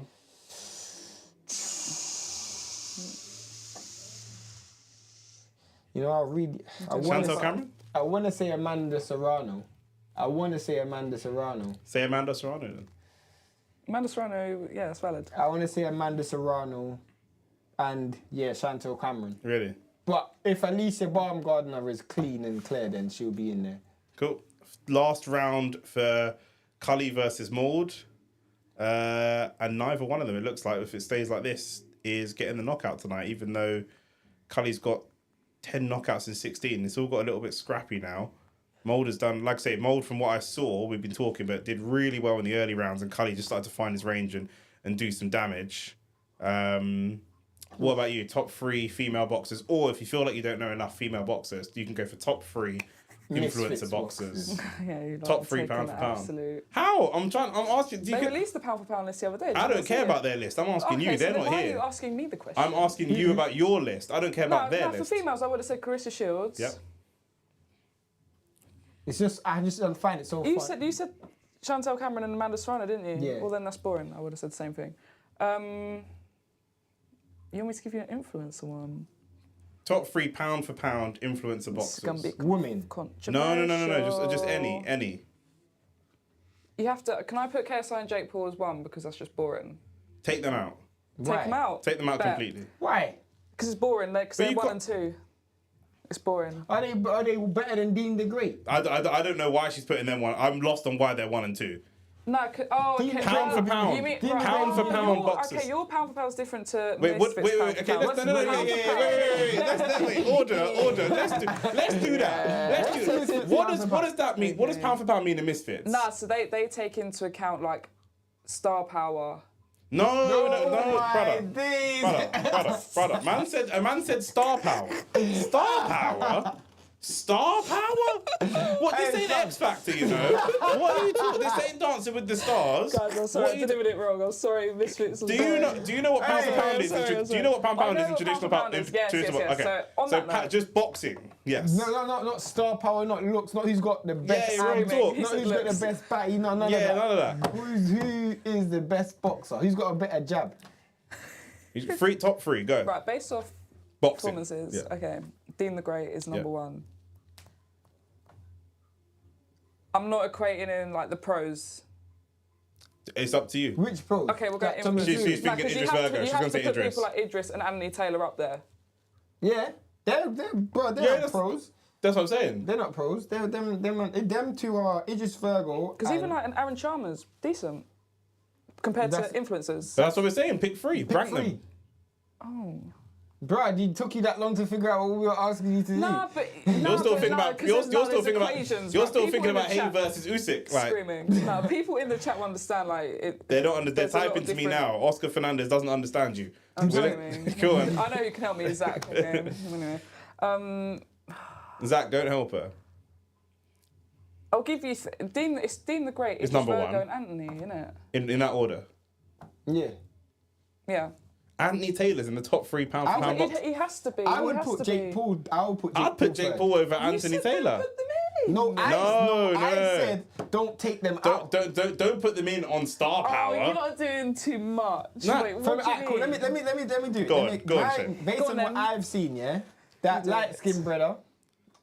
You know what his name is? Dean the Great. No, because I don't know the end part. I know his first name's Dean, innit? And obviously the great part, I don't. Just say Dean. I'm not gonna. Yeah, call Dean. him Yeah, great, okay, cool. innit? Yeah, Dean. Yeah. Dean. I like Jake Paul. I think Jake Paul's probably second. And yeah, I'd probably say Idris Virgo as well, you know. I would say same. Dean, Idris. I'd think Waleed probably deserves a shout to be in there. Better than Jake Paul. I think if you size up Waleed to Jake's size, he possibly knocks him out. And if you size down Jake to Waleed's size, he probably loses that fight as well. So I think on that basis, I get what you mean. do you know what I mean? That's why I'm looking at pound for pound of all different weight classes. Anthony Taylor, definitely not. Definitely Speak of the devil. He's fighting again, isn't he? is Jake Paul now. I feel disgusted that I'm on a real boxing fight talking about. It's the zone. It's all about together, misfits. isn't it? He's fighting in Misfits. December. That is mad. That's not misfits. It don't matter. Say the influence of boxing. It's still Did a misfits. madness. No, it's not. Misfits is a separate company, but it's influence of boxing. Sorry, it's still influencer boxing. That is a bit like watching Arsenal play United on Sky Sports. Then at half time, so don't forget we've got the live SE Dons 5-a-side on Saturday. Do you know what I mean? That's wild. That's what it's like. No. What's the difference? Bro, they'll probably that be is more an viewers amazing. than That this. is an amazing. That's the same thing. That is an amazing. Alright, example. What's gonna get more viewers? Okay. This We're not talking or about the- I don't viewers. care about We're not this. talking about No, viewers. I am Alright, now, cool. So okay? Sky Sports I am now. say, Okay. Sky Sports brought to you by so and so. And by the way, don't forget #United are actually taking on SE Dons at the Wembley Stadium Okay, for but what gets more views though? It's the damn. I'm just saying. It's just that's what. What I'm saying is I'm not taking a piss. I'm saying I'm not. You know what? It's her livelihood, isn't it? She's actually going into No, misfits. livelihoods- So we can't take it. We can't really disrespect it, innit? I'm not disrespecting it. I'm just saying Bruh. it's mad that you're watching. Imagine if you're like I said. Imagine if you're a football fan. Your dad, your granddad's a football fan, watching football for years. Pays £25 a month for Sky Sports, and then randomly he sees an advert for #, and he's like, "Bruv, who are these man? I know the whole football pyramid down to the National League and National League Conference League South, and I don't know who are these guys. I don't Good enough understand. to be platformed. Popular enough to be platformed. Because they may not be good. There are boxers out there that are much better than influencer boxers that will never get that opportunity because they're not as popular. There's no quality control for. There's quality control more for their popularity than there is for the technical. I think boxing they ability. could get to the point of quality control. But we're talking there's about no point.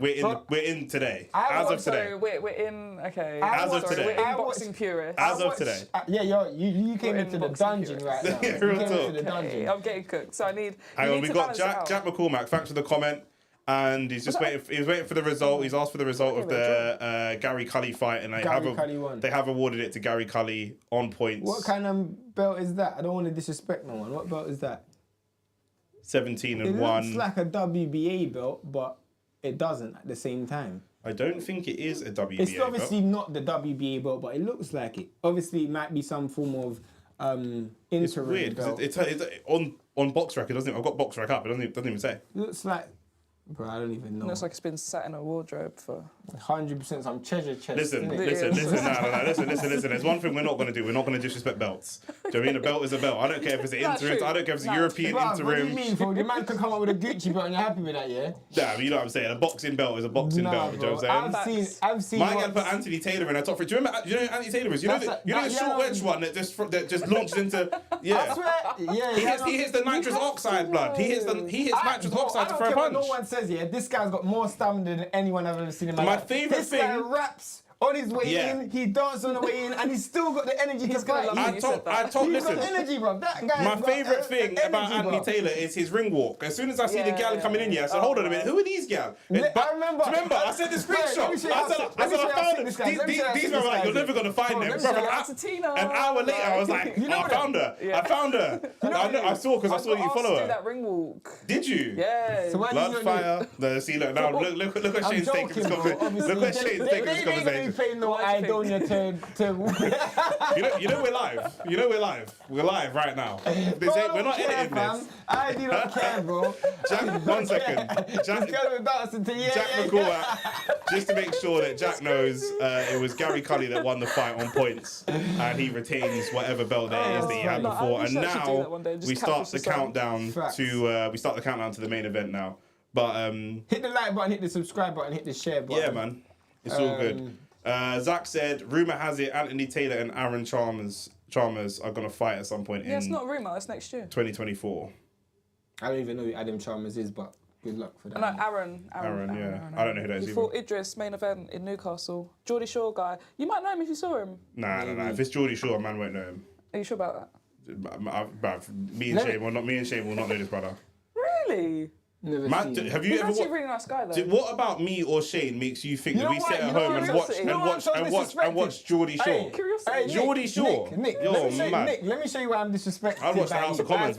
Honestly, Nick, You're listen. mad. Go on. She didn't think we knew who Dwayne Chambers was, but she thinks we know who this guy is. That's the embarrassing thing. You felt like we didn't know who Dwayne Chambers was, but we know this guy. Everybody that I know doesn't know him. That is embarrassing. That's mad. When you That's deep it, bro. crazy. Yeah, When you deep it, that's bro. crazy. We didn't know Dwayne Chambers, but we know him, bruh. The culture's gone down the drain, fam. What? But when you say the culture, that culture is not my culture. Do you know what I'm saying? Why? I don't know anyone in my phone book that watches Geordie Shaw. Bro, literally, 100%. Do you know where's Geordie Shaw based?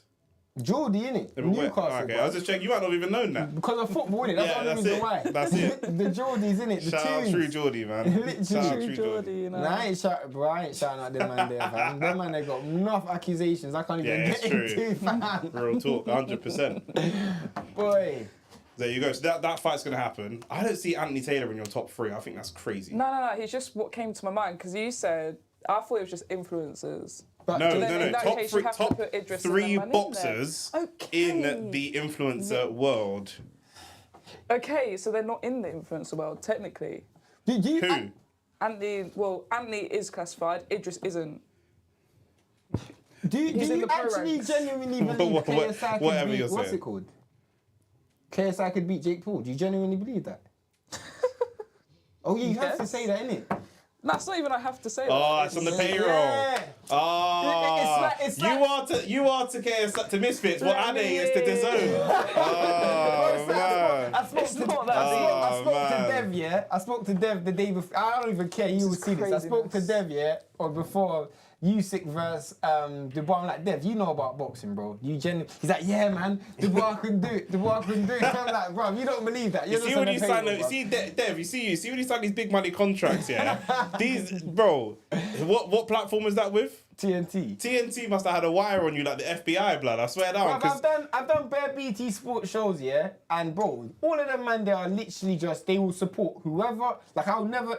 There's one time, I'll be honest, I don't remember the guy's name, yeah. He was the head of marketing. I was like, oh, so who do you think would win, Anthony Yard or X? Bro, he picked everyone to beat Anthony Yard. I'm like, bro, you know you work for TNT, but everybody else he supported on BT Sports. I think. But they have to, because obviously, if their fighters all lose, then there's no more boxing, and their job is gone. So they have to try to believe that that's going to happen. It's a fact still. They're trying to manifest it. Do you know what I mean? But it is what it is. Earlier on, we got asked on the chat. We did cover it loosely. Zach said, if Katy Taylor loses today and loses to Amanda Serrano, should she retire? Yeah. I think she shouldn't even. If she loses today, she shouldn't even fight Amanda Serrano. I agree. I don't think she will.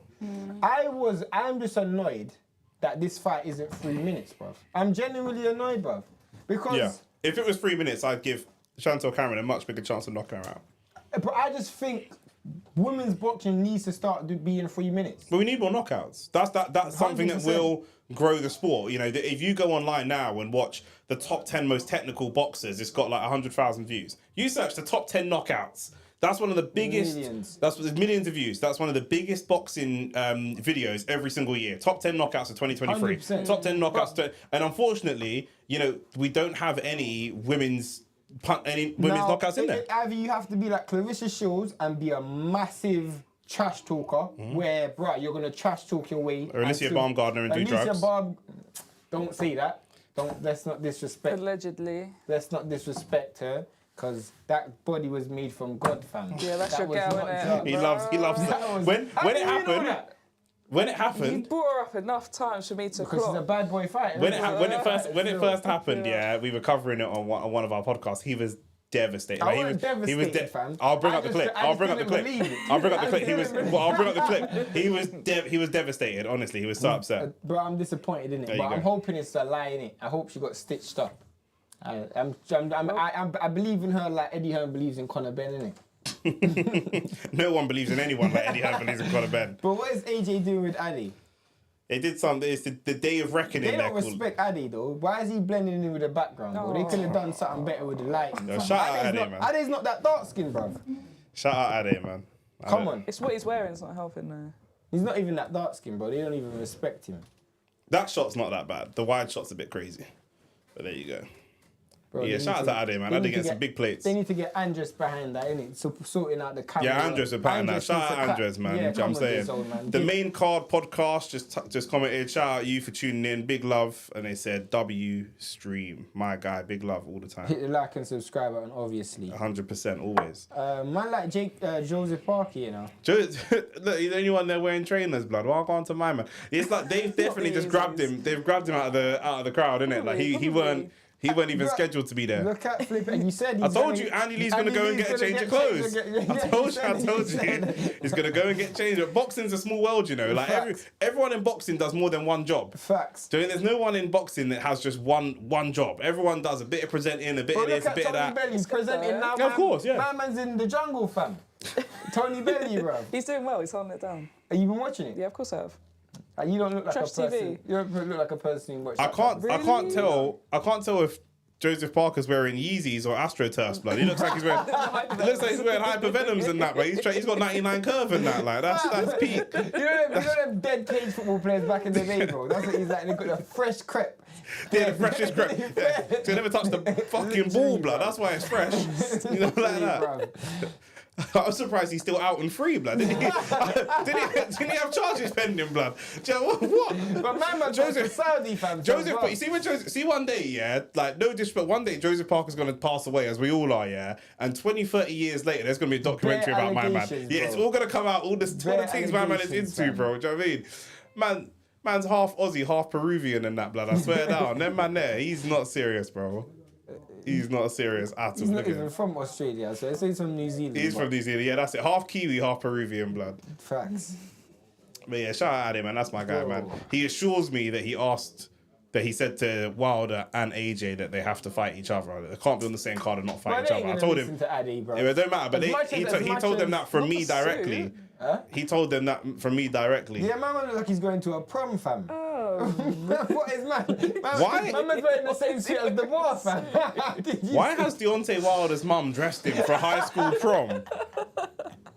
For high school prom, he's dressed like man looks like X with no banter. Look at him. I was just looking at him now, like, wait a minute. What he needs is a cap, fam. Ego kid cap, fam. That's what he needs. 100%. He looks like a confused expressions, Deontay Wilder. I'm wondering whether they did a face-to-face on the same day. Who? Because why would you just come But I they reckon must they have did a pulled up- face-to-face. Yeah, they must have done it together. Yeah. What, him and AJ? Yeah. At that time, of course, Surely. bruv. I don't know, you Because know. Annie's wearing the same clothes, so it wasn't a different day. It was the same day. But it don't matter. Like, But it don't matter. I don't know, you know, because AJ's a weird guy. Trust me. AJ's weird. AJ's one of them, like the same way you got Dev to be like, why are you asking me questions? He'll be like Deontay, it's in my contract that you don't talk to me until. Do you know what I mean? You know, AJ contracted guy. AJ will go to his missus and say it's 7:30. It's our sex window. We've got 15 minutes. AJ's a weirder, man. I'm telling you, bro. My man's on something else. Bro, I'll never forget, when you were dissing AJ on DR Sports, and James was heartbroken, fam. You know, it's like he told him about his girl, fam. I don't know. Because James is from Barnet and AJ's from Watford, but because AJ's successful, he's trying to like pin some type of we're from the same ends type of thing onto my man. Like, we're from the same place. I've been to Finchley before. Like, no, bro. Do you know what I'm saying? But yeah, AJ's a side man still. AJ v Wilder, real quick. The quality is insane, yeah? Give big shout out to Andres, innit? Who Big said shout that? out to Andres. Someone in the comments. I don't even know. Man, I didn't even see that. Main Card Podcast. Yeah, I see him on Twitter. I don't even know. My I don't guy. have Twitter still. You know, did I ever tell you the reason why I don't have Twitter? You're about to tell us. Go on. This is a real story. And it's As because opposed to of your the- other ones. It's because of the WBC, yeah? I uploaded an article, yeah? And the WBC, and I uploaded articles with facts and evidence. It was in regards to the WBC. I still have the article. I'll send it to you after. Yeah. And Twitter just took it down because the WBC reported it. They didn't even check No whether it was investigation, valid or not. yeah, They just took it down. Yeah. I was like, you know what? If you're gonna do that, this was before it was become X, innit? He rage quit. Bro, Man I'm rage done. quit Twitter. Obviously now Elon Musk is doing it. I might jump back on, innit? Yeah, Yeah, you it's can fun. say anything now. It's a cesspit of. It's crazy. It's a cesspit. So Yeah, it's mad. It's kind of fun though. It's mad. Real quick, AJ versus Wilder. How does it end? If they fought right now, if they fought next, Wilder knockout. Wilder wins by knockout. early, mid, late. I actually think but AJ gets knocked out in around 6 or 7. Mid rounds. Yeah. What about you? Light Skin Alliance, what are you saying? I've got why light skin alliance? So you're light skin. Who am I aligning with? AJ. No, she said Wilder. No, she's going to say AJ. I'm saying Wilder. Oh, really? Okay. Yeah. Okay. Who you? Oh, you've always Decision. said Wilder. I've always said Wilder. I said AJ, that's mad. There's a lot of people that's. Yeah. But the real reason why I actually think Wilder's AJ's a better fighter, but mentally Yeah, but he's broken. mentally he's broken. How long ago did I say AJ is mentally finished? Yeah, I think for from as long I as met I've you, known yeah, you, for for as the long as I've whole known you. time I've known you, do you know what I mean? Bro. From time, yeah, like okay, bro. I know what you're gonna say as well, bro. Oh no. Bro, do you know how much peas I got in my bank account? No. Not 100 mil, blood. If I had 100 mil in my bank account, you could shout N-word at me while I'm walking down the street. I wouldn't care.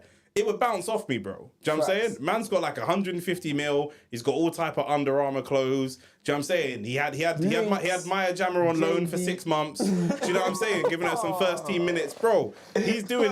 Yeah, that's a bit soft.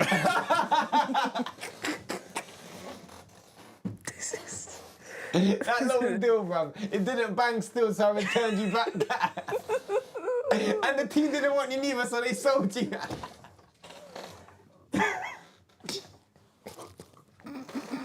Hey, that's Okay. But imagine that's the life you're living, yeah? Man, he could do anything. He went to Saudi and threw the belts out of the ring and didn't even get arrested. He's just doing whatever. Man committed theft. That is wrong, fam. Man thieved the people them's belt. He shouted Bismillah and don't even know what it means. It's long, isn't it? Like the whole thing's just mad, that was yeah? embarrassing. The whole thing's That was mad. embarrassing. But like he's doing all this stuff, yeah. He does whatever he wants. He's living the life that we all like to live, yeah. And then he hears some university kids saying, AJ, it's a little childish. You see the video? Have you not seen it? No. Some little childish uni Some kids were little like, idiot. AJ, you're a pussy, or something like that. Fury Shouting will out knock you there, out. Fury will beat you, or something like that out And the he came up there window. and said, bruv, I got my guys to come and punch you up or something. He went up to the guy's uni room and went into, he's like, what are you saying now? I'm in front of you, blah, blah, blah, blah. I was like, Bruv. that's Okay. nah, this guy's cracking. Testosterone. He's on the edge. He's on the edge. Remember what Jermaine was saying before? Yeah? Trust me. He's Trust me, on the edge. He's on on the edge. He's on the bro. And he's not. Oh, on the, it's good to see Adam Smith back still. Obviously, we know he obviously suffered from sickness and he's recovering. Oh, slowly. he didn't he? Yeah. Yeah. I think he's retired from Sky Sports Boxing now as well. So he's really, really good, really knowledgeable in boxing. Well, like he's actually one person who I rate because he's been with boxing through the dark ages. Yeah. You know, that's one of my big problems. He was instrumental in rebuilding boxing. 100%. Yeah. Obviously, the work he done with Eddie Hearn, him and Eddie Hearn was a really good, like, you look at someone like Steven Espinoza. Steven Espinoza done a really good job. No matter what you say about Steven Espinoza, done a really good job at being in the public, even if he was a villain. And credit to Adam Smith, because he's been that guy. And the funniest thing with Adam Smith is a lot of the problems that I have with Misfits Boxing and all of these other guys is just jumping on the bandwagon. They're only doing now that it's fun, now that boxing is big. This guy's been there from the beginning. Like, he's ahead of his time. During the dark ages. He's ahead of his time for sure. That's one of the main reasons why I resent you guys. You guys only jumping on the bandwagon now. The game's the game. Grow up. She's not wrong.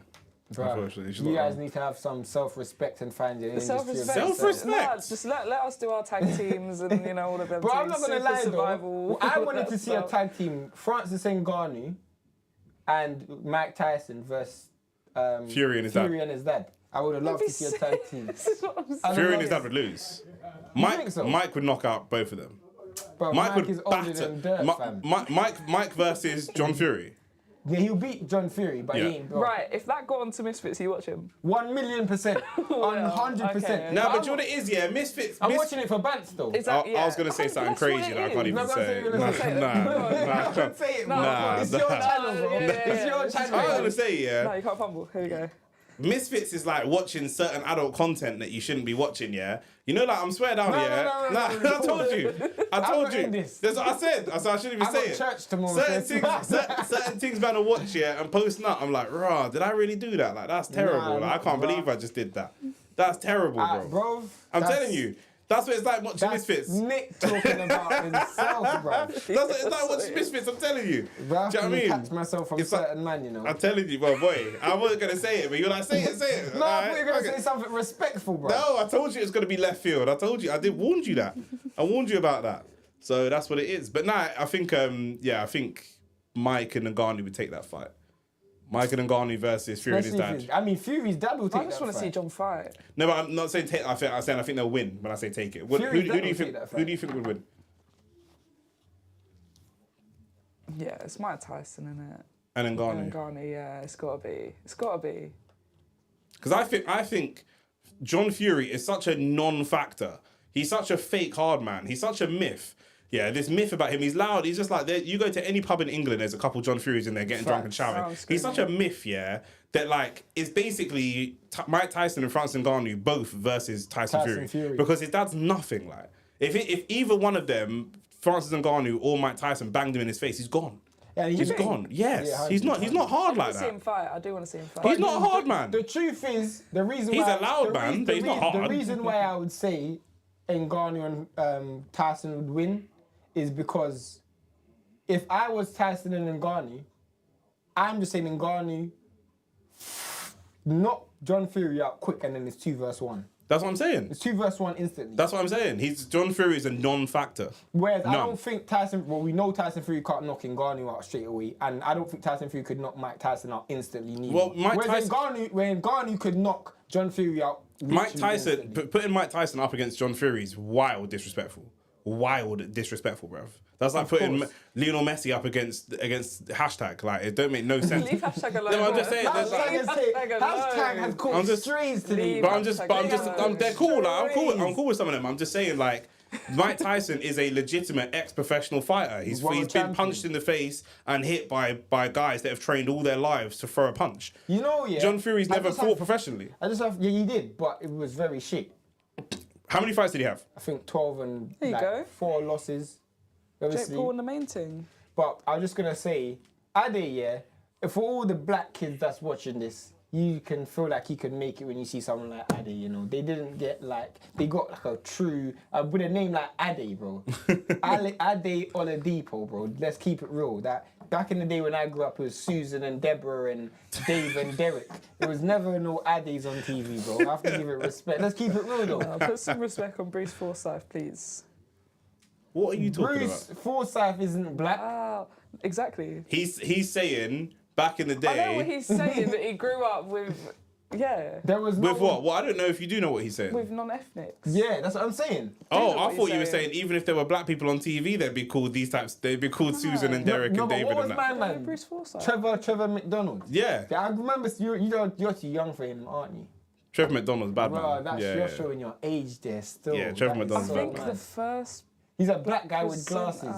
I saw might have been He's like not a presenter, Alison- is it? Oh no, like sorry, something Yeah. on TV. Do you know what I mean? Yeah, Maybe it would have been Alison Hammond. yeah. I know Addison Hammond. Yeah. That's Trevor McDonald. No, I don't No, know. that's Bro, mad. you are young. That's mad. Literally 4 years younger than you.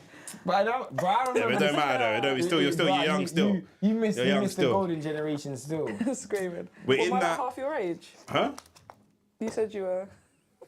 Bro, this girl does not rate, fam. Oh my days, he's not even that old. You said wait. You said you like to spar men, yeah? Yeah. Alright, cool. You said Cool. you said Let me it. stretch. I was capping still. Let me stretch. So you set me up. Is that what we're doing? You think I look 40? No. How old do you think I look then? Just go for it, bro. You've already said the worst already. Yeah, real talk. This is his fault, bro. 40. 46 earlier on. I was capping. But you I'm didn't, and 21, so that didn't mathematically, immediately how look old- suspicious to How you. old does he look? Honestly, how old does he look? Now I just look sad. Going off of other people that I know, I would put you at around 34. Blood, fire. I'm halfway in the grave, blood. No, he's 30 still. I'm 30 still. Oh, Yeah, I was just being a waste man. right. Yeah, you set me up. But I have always looked old. Always. Like I I, got I pictures. wouldn't say you look old. It's just I know people. I've always around looked that older age. than I am. Always. Hit the like button, hit the subscribe button. Katy Taylor's Here making a we ring go. walk now. Let's be a bit professional. Also, it's the first time in her career, allegedly, that she's walking first. Oh, is it? Probably. Yeah, it's the first time she's walking first. Now, she still does have the home advantage, but it is the first time she's walking first. Now, I'm happy about that because I think Chantel Cameron gets to enjoy and deserves a champion walkout. I also want to see. It was crazy to see Tyson Fury walking first against Ngannou. That was mad. Yeah, there is no pressure on Katy Taylor though, because she's already. Lost. I don't think so. No, I she's at think there home. is. I think there is at pressure on home. her. I think when So you think AJ loses to Ruiz, and then going to fight Ruiz in a rematch in Wembley, there'd be no pressure against him? This is their equivalent of that. This is their equivalent of that. the difference is, I actually think There's more pressure on this. No, I actually think Katy Taylor was the underdog In the going first into fight. the first fight. I agree with you, but their fans don't agree with you. Yeah. She's losing to someone that she's supposed to be lose losing to, to. yes. In the fact that she's Like fighting Canelo someone losing to bigger. Bivol. Exactly. Yes. Yeah, But then- but her the excuse you can always use is, well, Yeah. what excuse does AJ have, bro? What Am I, excuse right, does right, AJ right, have? am I right or wrong that Canelo, what did he start off at, 160? 154. 154. 147 when he was 15. 147 When he was 15. and went all the way to 175. That's great. If he loses at 175, there's no shame in that. But that's not how people see it. And the reality is also the difference with AJ is because he's a heavyweight. Yes, he lost at someone who's at his weight class that he should be beating. But because he's a heavyweight, even when he loses, there are still fights out there for him. He's got no belts. There's like at least 2 or 3 big money fights people want to see him do.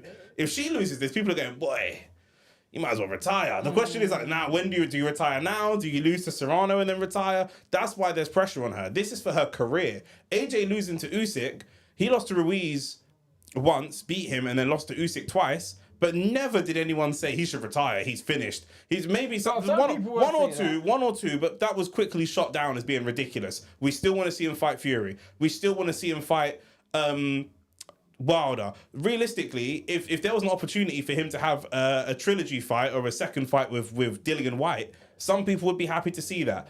You know, there's still fights out there for him. There's maybe one fight out there for her, and without the belt, Serrano will probably fight Chantel Cameron before she fights Katy Taylor. So if she loses this fight now, she could potentially be saying goodbye to her career. It's deep. It's peak, but it's a painful truth. That's what it is. How old is she now? I think 34. 37. 30. Ross! Katy Taylor, 37, I think. She's older than you, Nick. Fucking pussy. She looks it as well. Yeah, she does still. Okay. But her face has been fist up enough times, you know. Yeah, that's bro, peak. she has been broke up enough times. She's been through the ringer. She's been through the ropes, bro. No, that water nearly got spat out. But she's got...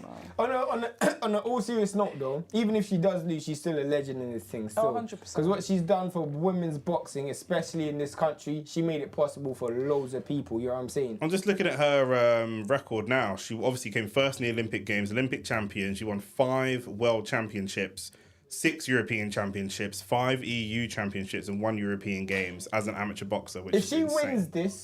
wins this, That's we've been huge. speaking about her losing, but if she wins this, I can't lie. I probably respect this. Like, I respect her. My respect levels for her has gone way through the roof. Like, way through the roof. And then I'm she's not had gonna lie. 23 professional fights, 22 wins, 16 by decision, 6 by knockout, Skills and like 1 looking at her by face. loss. No, We're I feel professional, One loss. mate. Okay. Listen, at least my phone's not on the desk. Bruh, I use my phone as checking through the comment section, you know. And what about Chantel Cameron then? What if she wins? I don't think a great deal of difference happens her. because she, in her mind, she won and she knew the rematch was on the table. There is no other big money fights for her anytime soon. So it's just about being busy. It's like, Does she fight Serrano? I think too much- Serrano. I think Serrano's a bit too small for her. I wouldn't mind seeing her fight. I mean, who's around her weight class? Who's that girl? Is it a Breakhouse or Backhouse or whatever? I know who you mean, yeah. Cecilia Breakhouse. I wouldn't mind seeing her fight her. I wouldn't mind seeing her fight. About Lauren Price, or is she too light? I don't even know what weight class she's at. I know. neither. I know. Christina Hammer. Jessica McCaskill. Jessica McCaskill beat Breakhouse, I think. Yeah, so Jessica McCaskill beat Breakhouse, so probably maybe Jessica McCaskill, So there's a few fights out there for Chantel Cameron. but no big money fights. You know what I'm No, saying? Yeah. no. But she's not been in big money fights, so Other than this, so yeah. that's what I'm saying. With boxing, you need that. On dance partner. Wikipedia, which we know is trash. Then I want to guess how tall Katy Taylor is according to Wikipedia. 5'7". 6'5". Oh my. Let me see that. So that's there. Let me see that. No, What do you mean? It's there. Actually took the piss. That's Katy Taylor. That's her. Raw. 6'5". Because I was trying to see the height You know difference. somebody's doing like a work thing or something in I secondary was school. trying and they're like, I was trying to see the height difference between the two of them because I Yeah, think that she's is about mad. 5'7". That's funny. I think Katy Taylor's about 5'7". Chantel Cameron's 5'11". So See? Yeah, you cussed me for my phone and your whole thing's Listen, on yeah, vibrate. you're professional. You know what I'm saying? You're a professional influencer. You're gonna be on Big Boy Misfits and The Zone. I'm not gonna be on there. They will never let course you will. someone like me on there. who would you want to fight if you went on that? I'd have to fight a pro, bro. I couldn't fight none of the Misfits guys. What weight class you at? What weight class can I make? I Yeah, could probably what's make the- anywhere. I walk around at around about maybe 144, 146. But I could probably make that 126, 130. Okay. Yeah, your field would be... No, but there would be some decent fights there for Yeah, you, but none of so them's start good making enough. content. None of them's good enough still. It wouldn't even be it wouldn't even make sense because Sorry. Go I have some would- fun with Dean, that's fine. have Have fun with Dean the Great. I would He's a good 100% boxer. spar him still. I would spar him. Or I'll spar maybe anyone. we'll lead set before that up. I'll Dean. spar anyone, huh? Next time it's over, set it up. Maybe we'll lead before Dean. Anytime.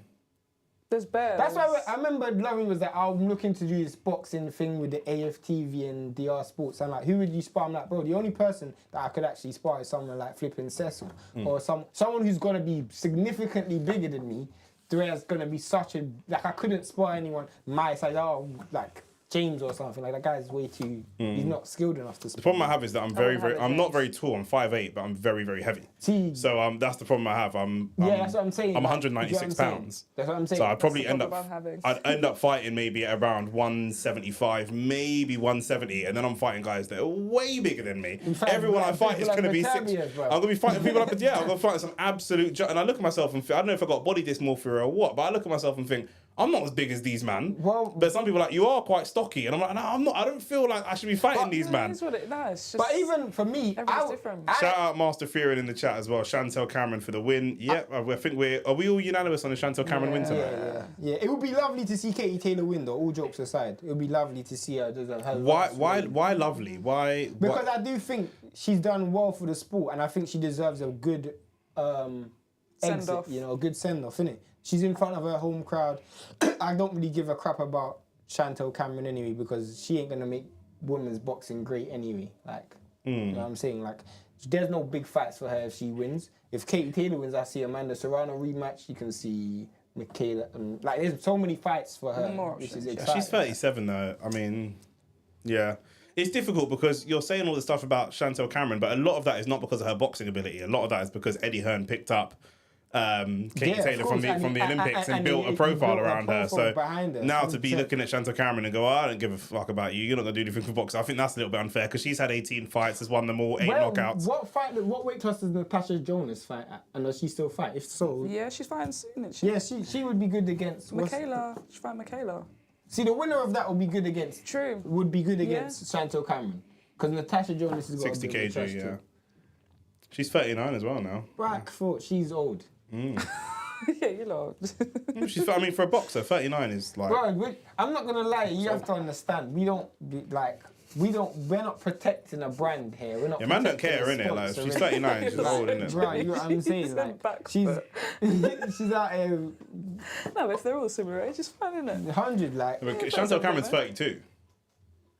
So it's like 7 years younger. Can I ask you a question? How does it work if you have children, bruv? Because exactly, that's just how does what work if you have children? Like for women's boxing, I don't know any women boxers that have had kids. That's what I'm saying. Isn't that a bit of a concern? Because in fact, maybe I don't know. I mean, you'd have to. It's a good conversation. You'd have to just get her on and ask. You're sacrificing having kids because. But lots of women. Sports. But it's not just sports. Lots of women sacrifice. Look at Serena Williams. Lots of women sacrifice their career. Where you could be a fucking estate agent and go, no, work's really busy. I can't have kids right now. Loads of people do that for their career. If you're a lawyer or doctor or anything. But remember, it's very common in sport, though. Exactly. There's a deadline. But in certain other careers, there's a deadline. It's super intense but careers. If you're a big lawyer, kids as well, though, bro. That's what I'm saying. I know women that are big lawyers in the city working 60, 70 hours a week, and they just cannot do that for a long period of time. They're going to do that through their 20s, maybe into their early 30s. They might want to be making director by mid 30s, and if they don't hit that cut-off point, they'll miss the boat to have kids. And my boy Lex said, hasn't Jonas got kids? Ed Sheeran. What's Ed Sheeran doing there, blood? Man, like Galway girl, blood. Do you know what I'm saying? Get out of here, blood. I like Ed Sheeran, bro. Ed Sheeran's good. Yeah, he annoys me a bit, man. Spitting bars about him over You know I there. I know why you don't like him neither, bro. Why? Fucking here we go. He's gonna come with some bullshit. Go on. Natasha Jonas does have a daughter. He doesn't like it. He doesn't. And this is me being genuinely honest. I mean, whenever he says it's me being genuinely honest, he's about to say that. That is not genuinely honest. By the way, just let you know, we are about to kick off with Chantel Cameron and Katy Taylor. Chantel Cameron roughing herself up a little bit with hella belts docked around her at the moment. But go on, why do I not like Ed Sheeran? Go on, let's hear it. Similar to reason to the UVAC situation. Yeah, we know. I know. Yeah, go on. You look like the similar type of woman, fam. Yeah, me and Ed Sheeran does not beat any of the women that I beat. That's just, there's no way. There's no way. There's no cross contamination. We're not Wiener cousins, blood. We're not Eskimo brothers. We're not any of that, blood. Do you know what I'm saying? Yeah, she got nothing. What are you saying? What, you've had Ed Sheeran seconds? No, I'm saying I haven't. Chris Eubank Jr., that might be realistic. Do you know what I'm saying? Like, I've seen him in Dubai at pool parties and that. I've bucked him in Dubai like that. Do you know what I'm saying? We might have been eyeing the same... We might have been eyeing the same things. You know what I'm saying? We might have been eyeing the same... Yeah, not me, but yo. We might have been eyeing the same thing. But he might, go in with that armband of his. Do you know what I'm saying? But... Do you know what I mean? You know what I mean? Shout out to him. But I told you this guy is great. Shout out Chris, man. That's more gal for me. You do that. I'll support you, Chris. Chris, I'll support you. Go over there. You know that, I mean, real talk. The fight's about to start, though. What's the 16 in the top left corner? 16 rated. Bro, is it a Really? game? It's Yeah. GTA, fam. But 16 is random. No, it's not 16. Yeah, I know, but normally, like in like movies, it's 15 or 18. Yeah, no, but 16 is for this. Okay, I get. Oh, is that to be the like bill payer? I guess maybe. I'll be honest. No, it's I'll be like honest. Katy nobody Taylor's under much 16 should be bigger in this watching. fight than she was in the last one. Yeah. The size discrepancy in terms of the shoulders. And Yeah, the she actual absolutely weight. isn't 6'5". We've kicked off, by the way, for our producer to put the timer on the clock. But there you go. Yeah, they do look really, really close in size here. That's what I'm Good saying. left hand from Katy Taylor. Katy Taylor's actually coming to not get weight bullied. She's getting backed up, but It's long. she's not getting weight bullied. Chantel Cameron's going to be the heavier I handed actually fighter. think Katy Taylor actually might have quicker hands, you know. Yeah, she Yeah, does. no, that's what I was just. usually does. She's always had quicker hands, but she just doesn't hit as hard. Oh, Katy Taylor doing really well, putting some combinations together. In and out. That in and out game is actually working. 'Cause she's- Chantel Cameron needs to stop pouring with the jab and actually change the pace of it. It's coming at the same speed. Yeah. If you can actually change the levels and change the speed of it, then it's not going to be so Or easy change for the Katy direction Taylor as to well. They're time. coming very, 100%. very straight down the lane. Good One, right two. hand. So I'm saying, look, the round's almost done, bruv. This is what I'm saying. It's got to be 3 minutes, bruv. Yeah, that is crazy. Bomb! Oh, she's been dropped. No. That's it. Oh no, Katy Taylor goes down, but it's not actually. She's not been dropped. Was that a knockdown? Bro, that was a knockdown. And we need to see that again. That was a knockdown. There was a 1-2 from Cameron. Katy Taylor goes straight backwards and hits the deck, but then the That was a referee knockdown. immediately says no knockdown. So we're gonna have to. That was a clear knockdown. That looked like a knockdown to me. That looked like a knockdown to me, bro. If we don't see a replay of this is corruption. Because you know these why man. do you love to keep saying corruption, bro? That was a knockdown, though. The man said, I want to see a replay. Can you guys score this on your phones as well? Yeah, 100. Make sure I'll they're give this scoring round this. to Chantel Cameron still. Katy Taylor looked like she's phased by it because she actually does like.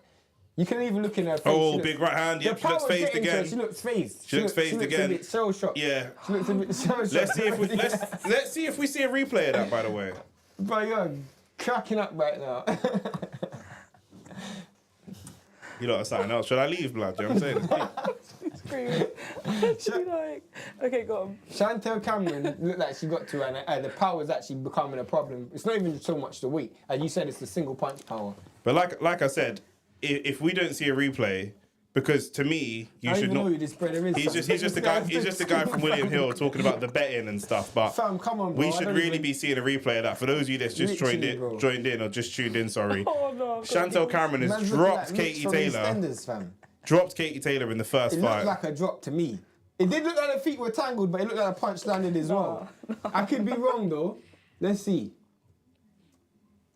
No, it was a slip. No, but there was a punch that landed as well though. There was a punch that There was a landed. punch that landed as well. But you can my tell God. she was so nervous about getting hit that she was so Yeah. quick to rush out. Again, it's the punch power already that she's feeling. That size advantage and the weight behind the punches she's actually feeling. And she's fighting not like a scared fighter, but she's fighting like a cautious fighter. Also, we used the template for 3-minute rounds, but we totally forgot that it's 2-minute rounds. So on the stream, it will say 3 minutes, but it's actually 2-minute rounds.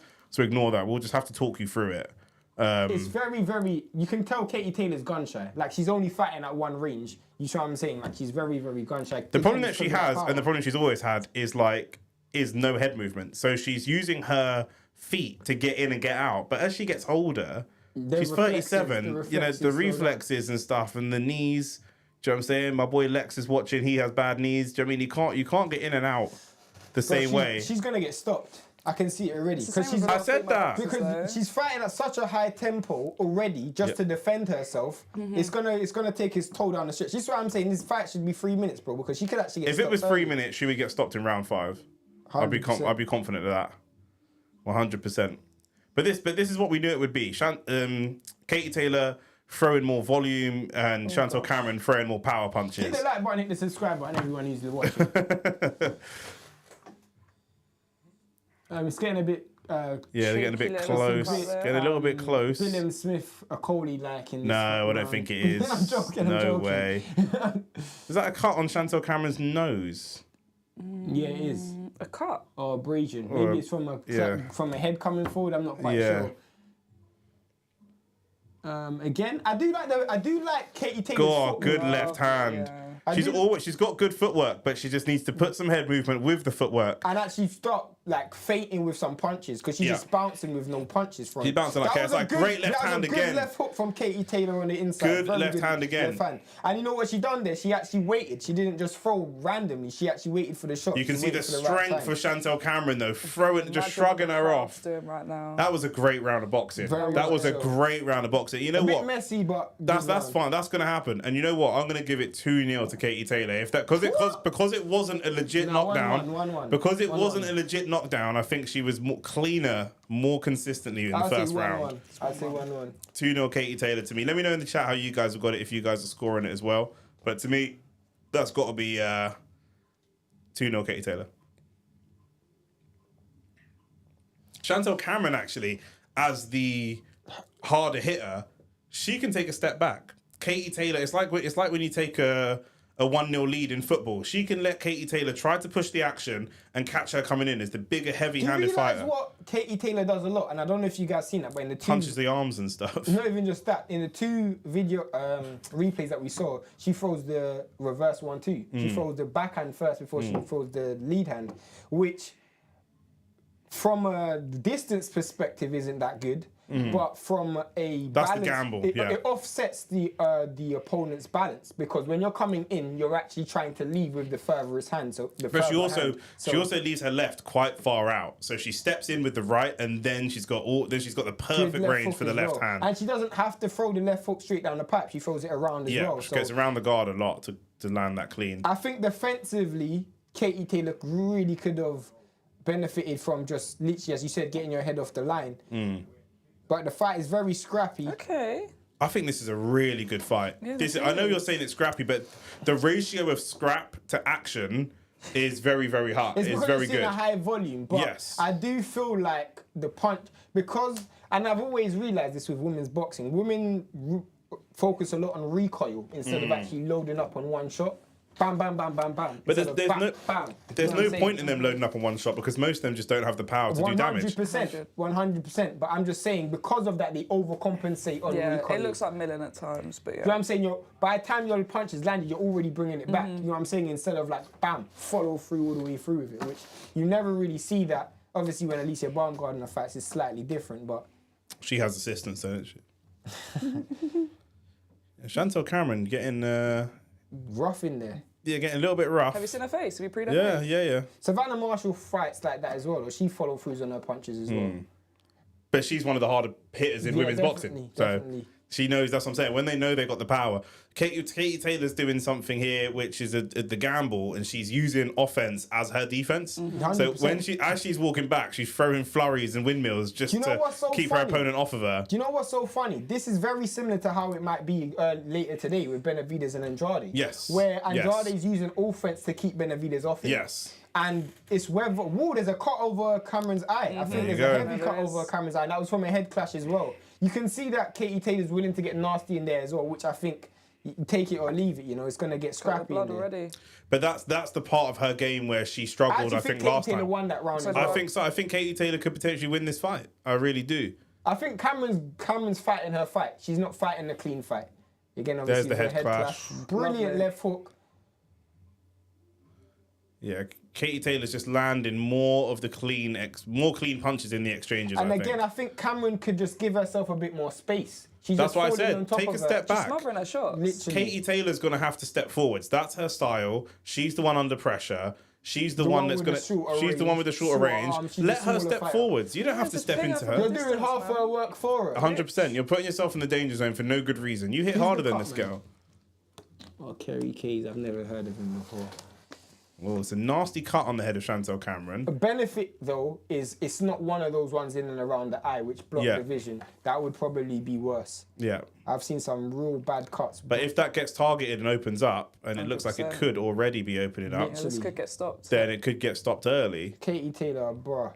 I rarely see fights get stopped with women's boxing or facial damage, though. But that's a cut. That's quite a deep cut, though. But that actually, the fight actually. The ref's gonna look at it. The fight actually. The ref's gonna look at it. She actually won't get retired. It will actually go to technical decision because it's a head clash that caused it. It isn't a punch that caused it. They've stopped the fight in the fourth. The ref just doctor just taking a look at it. That's what we said. It's a deep cut. It's not looking good. If it goes to technical decision now, who wins? Katy Taylor. innit? Katy Taylor. Well, it has to be minimum 4 rounds first before you can go to the judges. It will be a no contest. Or is it the same for women's boxing? Because they only fight 12 rounds. I'm assuming sure. it's still 4 rounds. But now as well. Chantel Cameron's starting to sit at a little bit of a distance and pick her moments more, which she should have been doing from before. That space. She's giving herself, She should have done that from the beginning. Yeah, she's done that from the beginning. She wins the fight, but instead, she's chosen to make the fight a bit messy. Yeah, which doesn't really make sense. I think Chantel Cameron's actually doing better in this round just because of that. That jab, she needs to stick behind that stick. That suits her so much more. Katy Taylor can't really do much once she's throwing that long jab, and she's changing the speed of it as well. Yeah. So, again, And moving laterally as well. 100%. Brilliant jab back to the body again. Brilliant jab. You see how she's changing the speed of the jab? That's how you should have been boxing for the last few rounds. This is going to really fatigue Katy Taylor, and it's going to make it difficult for her to pick her spots to attack. Yeah, she's also just not going to be... She's protecting the cut, Chantel Cameron, more than anything else. But that's leading to her fighting actually a better, more technical fight. Again, look at that brilliant double jab. Much better. She got caught there, though. Katy Taylor's fighting in spurts. She's not fighting for the full 2 minutes. She's fighting in spurts. Does Katy Taylor have a cut over? No, it's Chantel Cameron's blood. Backside, that's a whole heap of blood, isn't it? This fight might be like Buddy Jack versus Michael Brown. No, it won't be that bad. Marcus Brown, sorry. She ain't got the power to make it that bad. That's the that problem. was bad, That's a though. crazy cut, yeah. Man looked like he'd been stabbed or something. The hundreds. That was good head movement from Chantel Cameron, but she threw no punches and then she got caught on a counter. I mean, what kind of foolishness is that? This girl done all that head movement, threw no punches, and then still got caught with a 2-piece. This is not KFC, fam. What is going on? Yeah, that wasn't the best from Chantel Cameron. Hit the like button and hit the subscribe button. Up. That was a tough round to score because I think the first minute Katy Taylor was actually losing behind the jab, but Chantel Cameron did kind of give up the last. I'd give that 30 one to seconds. Chantel Cameron that round. Yeah, I'd probably give that one to Chantel Cameron as well. But it says on the punch stats, even though CompuBox is quite inaccurate, that Katy Taylor landed more punches. She might have, but not necessarily more significant punches. Maybe more striking blows. I think the first minute of the fight, Chantel Cameron was fighting behind the jab, but I realised I can't score women's boxing, you know. Because I've watched women's fights. Just score it like you would score any other fight. Bro, I've watched women's fights, like Pursuit versus Katy Taylor, and I thought Katy Taylor lost that, but everybody thought Katy Taylor won, so I think I must not be able to score a women's fight. The first one or the second one? The first one. No, I think everyone thinks Pursuit won. The first one. Bro. It's only Katy Taylor fans that really feel like Katy Taylor won. That was the robbery one. Into round 5 now. Again, behind the jab, behind the stick, but again, Katy Taylor's fighting in spurts. You see, if someone fights in spurts, this is like, you obviously should know this already. If someone's just like playing possum, you can't do what Chantel Cameron's doing and overcompensate because they're just waiting for you to overcommit before they then set attacks. You have to keep fighting your fight. You have to keep fighting, exactly. Keep fighting your fight. Because if Chantel Cameron now, halfway through the fight, hasn't done significant damage, has the cut, probably not going to go for the knockout. When she's got her up against the ropes and she's just teeing off with simple jabs, that's how you win the fight. Literally. It's not going to be exciting. It's not going to be sexy. It's not going to be a highlight reel knockout. But you could just win the fight that way. You could have found a better adjective than sexy, but... Anyway. You could have found a better adjective than sexy. I'm not changing my vocabulary just because it's women on the screen. No, I'm saying it because of me, fam. I don't really want you to be talking about what you find sexy on but you know what I mean. Stream, bruv. You know what I mean. Katy Taylor looks like she's gassing a little bit though. Yeah, she uses a lot of energy. To go back for the full 10 rounds and fight at that pace, that was a really good combination. That's a great combination there, wasn't it? Quick, innit? Rapid hands. I mean, she always has been. And also, you've got to remember, we ain't got the commentary on because we're streaming it, but the crowd, you can see, other than the floor seats, the crowd is erupting for every single time she attacks. Even if nothing lands, everybody's getting up on their feet and erupting. It must be so difficult, unless you're a certain type of person like me, to go and fight away, because I'd love to just ruin somebody's party. Do you know what I mean? But it takes a certain type of character to go and fight away and try and silence the crowd. Do you think Chantel Cameron thinks she's winning? Whether she's winning or not, do you think she thinks she's winning? No, that's why she's coming forward. You think Katy Taylor thinks she's winning? Yes. Okay. You know, one thing that plays in Chantel Cameron's mind is the fact that she almost got robbed in the first fight. So she knows she's going to have to win this so convincing again. I think that's what's in her head, and she's come out looking for a knockout to make it completely, uncontroversial. And I think that's working against her for now. I'm not sure about that round. Who do you think won that I don't round? know. I think Yeah, Chantal that's a Cameron tough won that one round. as well. That's a tough one. I mean, it's again a bit messy. Lee Phelps, get off the screen, bro. This guy's out here giving me betting advice. You need to go see Frank, fam. What's your problem with Lee, man? Allow Lee, man. Lee's Bro, I man. want to be seeing boxing. I didn't pay my DAZN subscriptions to see William Hill, bro. Did you He's pay it trying to see to Jake knockout Paul? reels. Huh? Did you pay it to see Jake Paul? No, I didn't. Still. Fair You're enough. still gonna watch it though, right? Wait, I don't even know who's fighting next. Still, who's he fighting? Some bloke called August. Yeah, that's mad. I Some remember- bloke called August, you know. I remember when Dylan White always used to say, "I want to fight in Argos." Remember when he used to say that? Yeah. You talk rubbish. You're talking rubbish. Rubbish. Oh, hold on.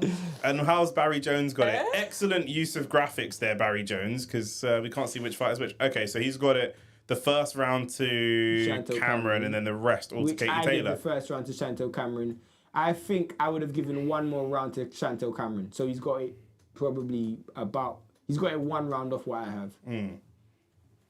Chantal Cameron's losing this round, though, because she got hit with a two-piece right at the beginning and she got hit with a two-piece just there again.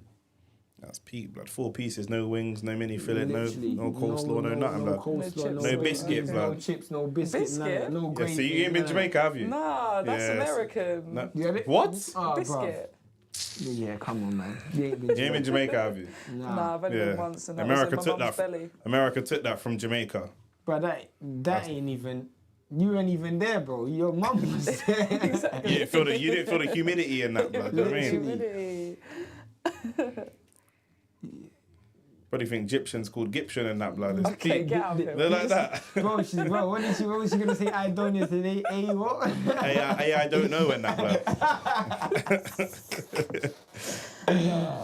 Hey, I don't know, bro. I want to see your ends, man. I'm not gonna lie. 100%. Come to your ends. Come through playing It's a whole some lot of big grass. reggae. There's some big reggae loud, you know. Bro, You can them see. reggae- Now, no Jamaicans in town. That's their reggae, fam. Oh, 100%. No. 100%. No. Hey, Katy Taylor. Don't do that. She's actually winning this round as well. She is because winning Chantal rounds. Cameron ain't really doing much. She's done this a lot throughout her career, though. She wins rounds on activity. It's not necessarily the I cleanest. It's a think bit of a she's even scrap. got a cut over her nose that's even bigger, Cameron. Yeah, Cameron is looking pretty normally. The way Cameron's face looks is typically how we see Katy Taylor's face look. 100 mints. Katy Taylor is locking her up, though, and she is looking to the ref. It's impressive because Katy Taylor's actually ploughing forward now. Yeah. Like, you can actually see the shot she's landed is actually taking its toll. I don't know why girls don't throw as much body shots, though. What do you think about that? Katy Taylor's kind of locking her up a little bit, and Chantal Cameron keeps going to the ref and looking for advice, but You got to fight your way out of it. You're the bigger fighter. If you See, want, that's what I was gonna say. if you She wanna- is bigger if than you- her. If you want to fight that way, you'll fight that way. yeah. You know? Yeah. Like, if someone's weaker than me and they want to wrestle, cool. I'll just wrestle you to the floor every time we get into an exchange. Yeah. So what are you saying? 4-2. That's, Katy Taylor won that round. Yeah. So 4-2. Yeah, 4-2. God damn. Wait, so how many? Mouse. She only has to win one more round. Yep. To draw. Screaming.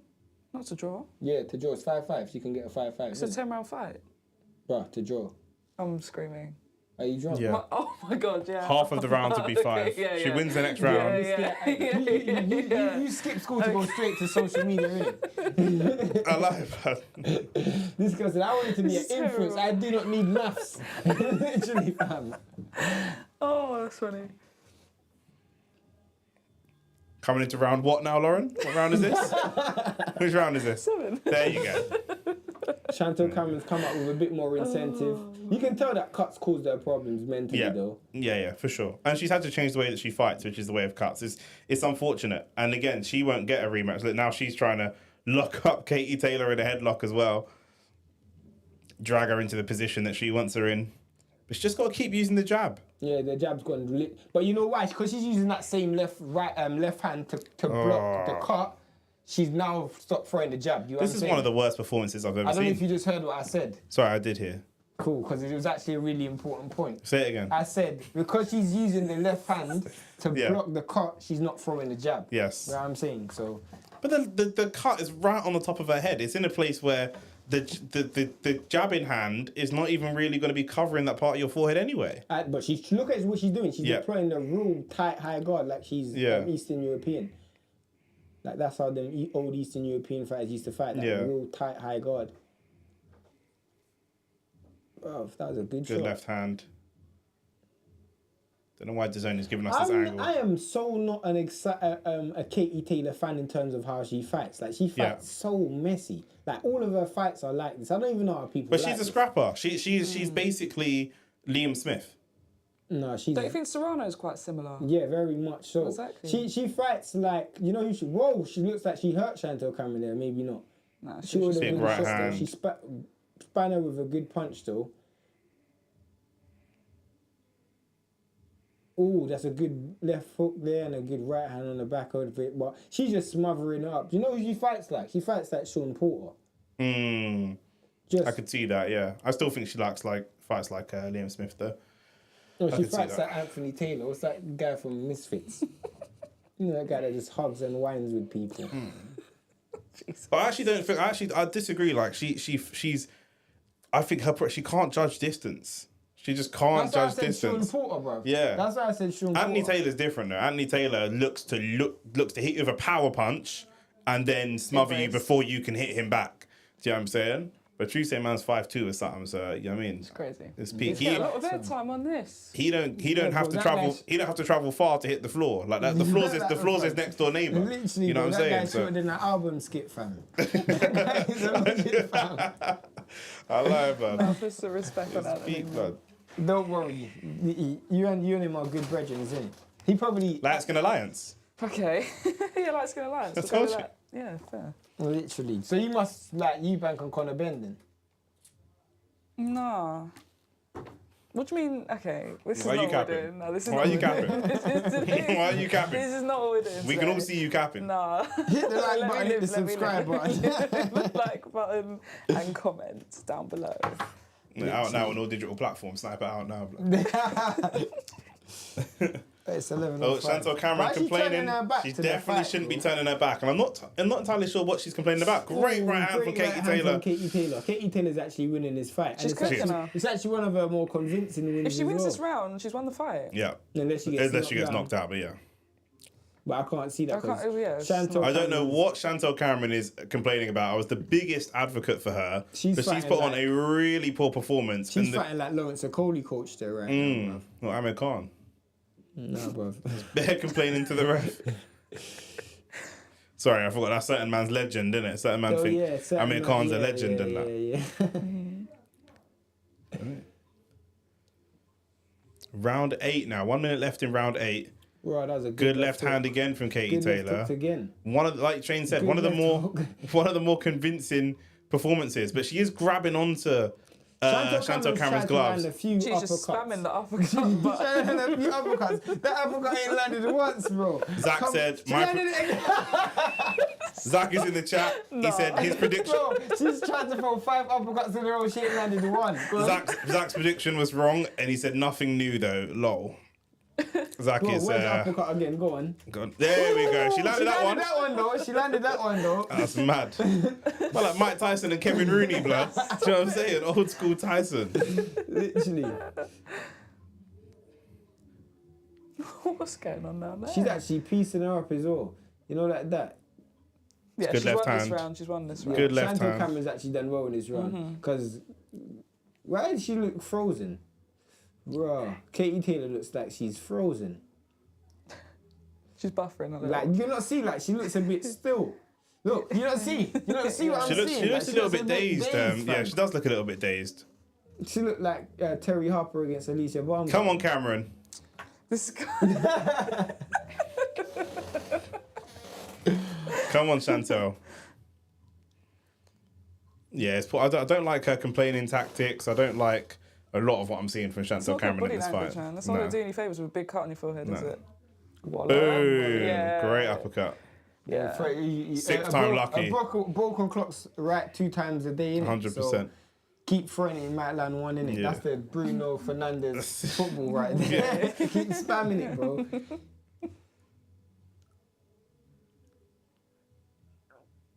But I hope we don't get copyrighted for this, you know.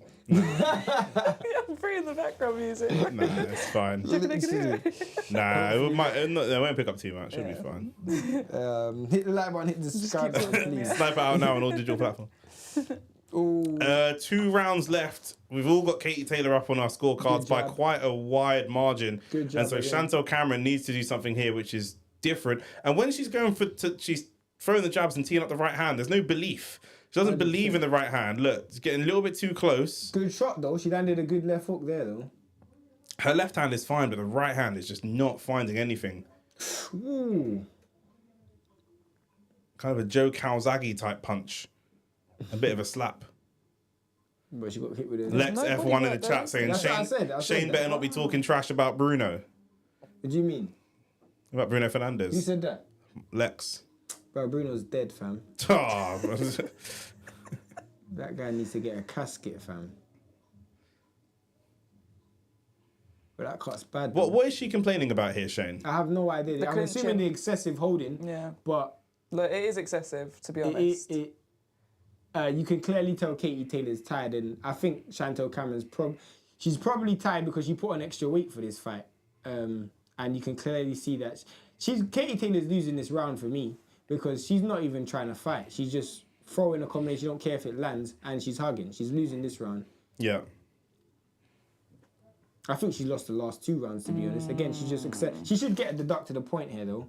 She really should get deducted a point. This is where it's difficult fighting an away fighter. Yeah, the hug. This round, I think, she's hugged a bit throughout the fight, but this is probably the worst. This is really, really the worst, yeah. And we could see a point deducted here. And again, lack of 3-minute rounds means we don't see it maybe as much across a round, and so we're less likely to get a point deducted. Good shots from Chantel Cameron. How many rounds has Katy won? I think Katy Taylor's won like 6 rounds. Does not have anything left in the gas tank. She's literally just holding for dear life. I think Katy's got like 6 rounds. I'll probably give Chantel 3. Give Chantel the first round, this round. Chantel 4. Because I gave her the last 2 rounds. Okay, so you got it 4. 4, I gave it 5-4. Going into this. So it's 5-4 going into the last round. What have you got it, Lauren? Yeah, the maths isn't mathing. I gave her the last 6-3. 6-3 for you. I gave her the last 2 rounds. I gave Chantel Cameron the last 2 rounds. Yeah, Shane's got it 5-4. I had it 4-2 before. You don't have to understand his math. We're asking for your scorecard. Yeah, I'm saying 6-3. 6-3, that's fine. pretty Okay, sure. cool. I think so. Okay, cool. Zach, what about you? How have you got it? Lex said, Shane, we can go York Hall if you want with some laughing emojis. Lex is a big guy, Bro, this guy can't. Bro, come on, bro. I would never. I don't even know how he looks. But I don't. You need to know how a man looks to know if you want to fight him or not. But I don't box anyone. But That's a bit Sounds like a bully tactic. I mean it That's a more bit in the mad. Bully sense that boy! I won't waste my time if he's not worth it. You know what I'm saying? Has he ever boxed before? Nah, I don't think so. Lex, you ever boxed before? There's no point, is there? Like, I'm pretty sure that guy's known for Formula 1, isn't it? Yeah, man. You can race in a car, but Final round. He's been here before. Been on the channel, Lex. yeah, I know. Shout out to him. Credit to him. Final What? round. They gave the last round to Katy Yeah, that's Taylor. wild. Yeah, that's crazy. That's Barry gave the last- Jones. The last round to Katy Taylor. Barry Jones, you are a liar and you are a disgrace to boxing for giving that 9th round to Katy That Taylor girl when was she did doing- nothing but just did bare hugging. It's Holding. ridiculous. Absolutely ridiculous.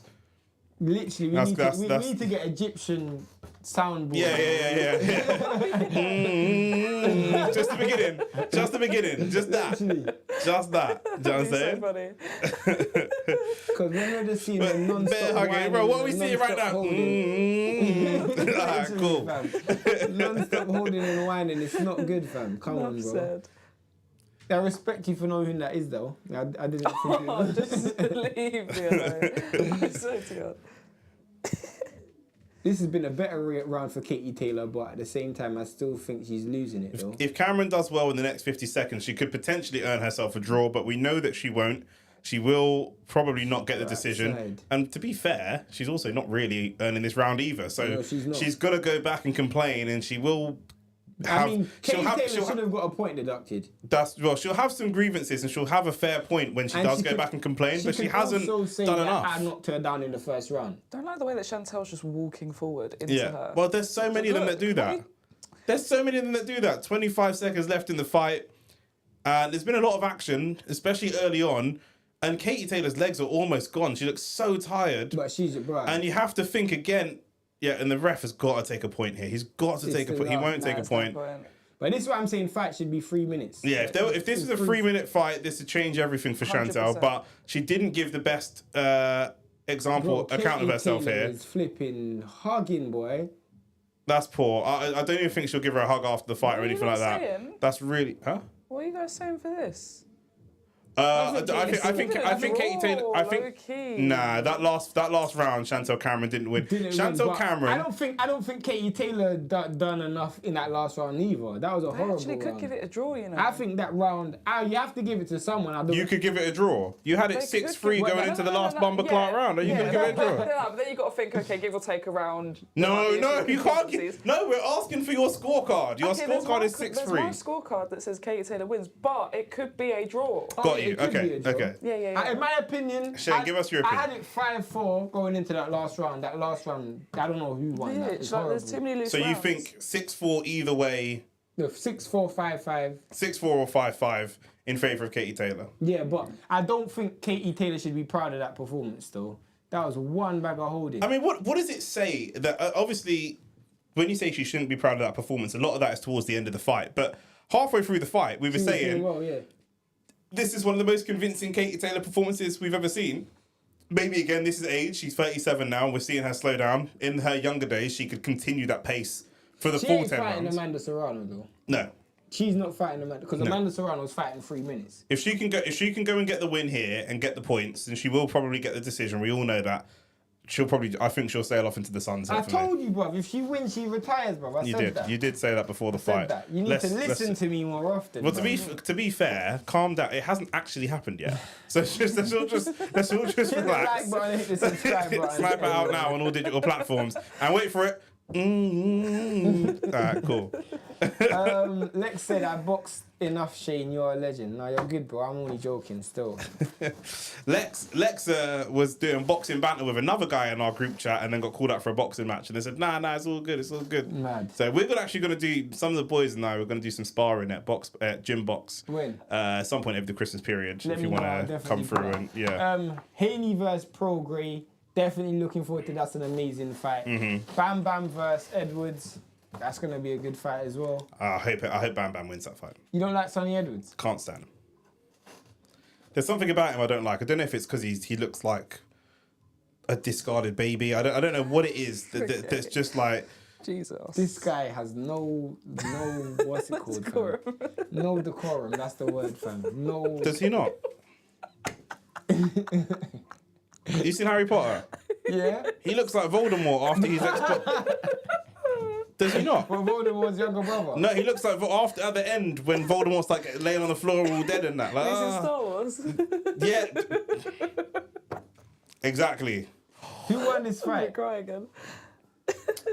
Jack McCormack. Shout outs to Jack McCormack. Thank you for being here, brother. One second, man. I'm reading out Jack's chat. He said, if Katy Taylor wins, does this mean she'll be the first boxer undisputed in 2 weight classes at the same time? No, that would have been Chantal Cameron. Also, Chantal Cameron was in the last fight. No, but she didn't win it at 2 separate weight classes.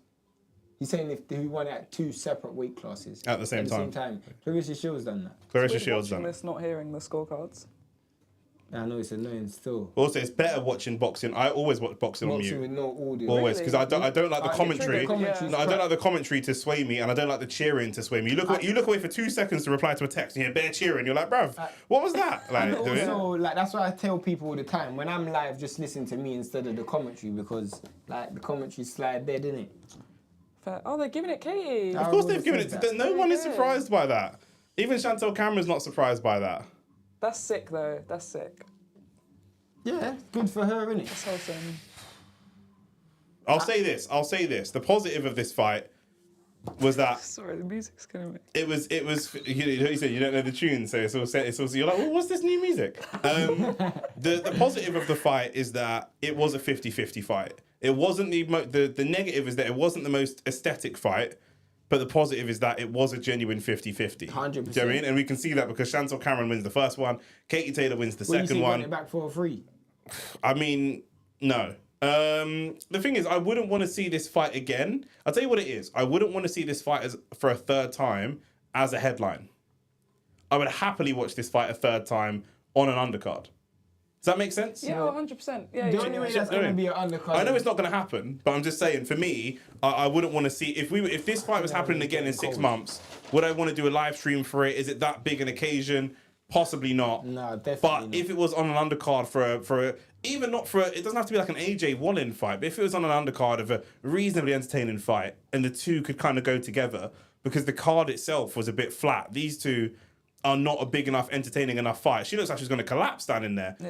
But these two are not a big enough or entertaining enough fight to justify being the main event. On a big for man me. level, though, like, I wouldn't... If it's a good thing that these women don't have kids, though. Like, would you really want to see your mum get punched up and come back looking like that? But a lot of people don't want to see their dad get punched up and look like that. I don't see the difference. I would rather see my dad get punched up than my mum. But that's you and your culture, innit? Some people is different, innit? Do you know what I'm saying? Like, if you're in Mason Greenwood's house, I'm not even gonna...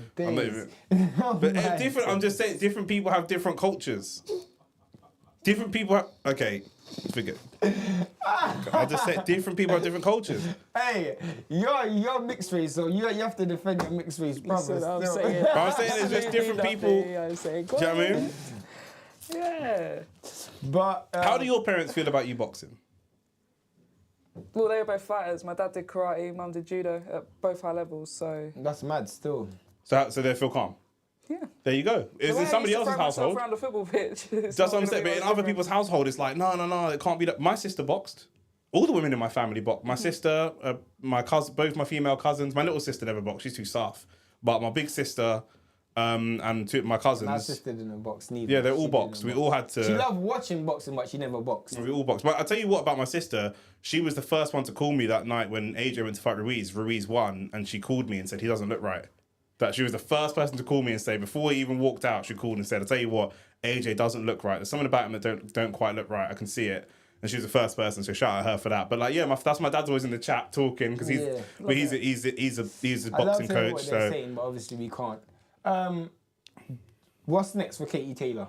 Retirement, bruv. Honestly, with that type of performance, she gets smoked by a lot of better opposition. Retire on a high. Yeah. It's a nice stage to do it on. Yeah, I definitely think she should retire as well. With that type of performance in front of her home fans, with that performance, especially near the back end. They ain't coming out and spending 60, 70 pounds to come see you again. They ain't doing that. There's a cost of living crisis. They ain't doing that again. With the performance she's put, if she was not... Okay, not knocking people out because I know it's women's boxing, but if she's putting on really good dominant performances, or what she did in the first 5 rounds, if she was doing that for the whole fight, then maybe people will keep coming out for her. But there's only so much we can go, okay, you're Irish and I'm Irish. So let's do it. Only so long can that last. Don't know, man, with the Irish, they'll always back their crowd, but... 100.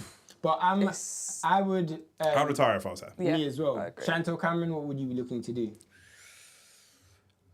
I think we said there's a couple fights out there for her. Yeah, I think win or lose, it doesn't really change for her. She got a big paycheck in it, so... Now, obviously, I'm assuming not going to be on stream for that much longer, but I was going to talk about Andrade versus Benavidez. Benavidez.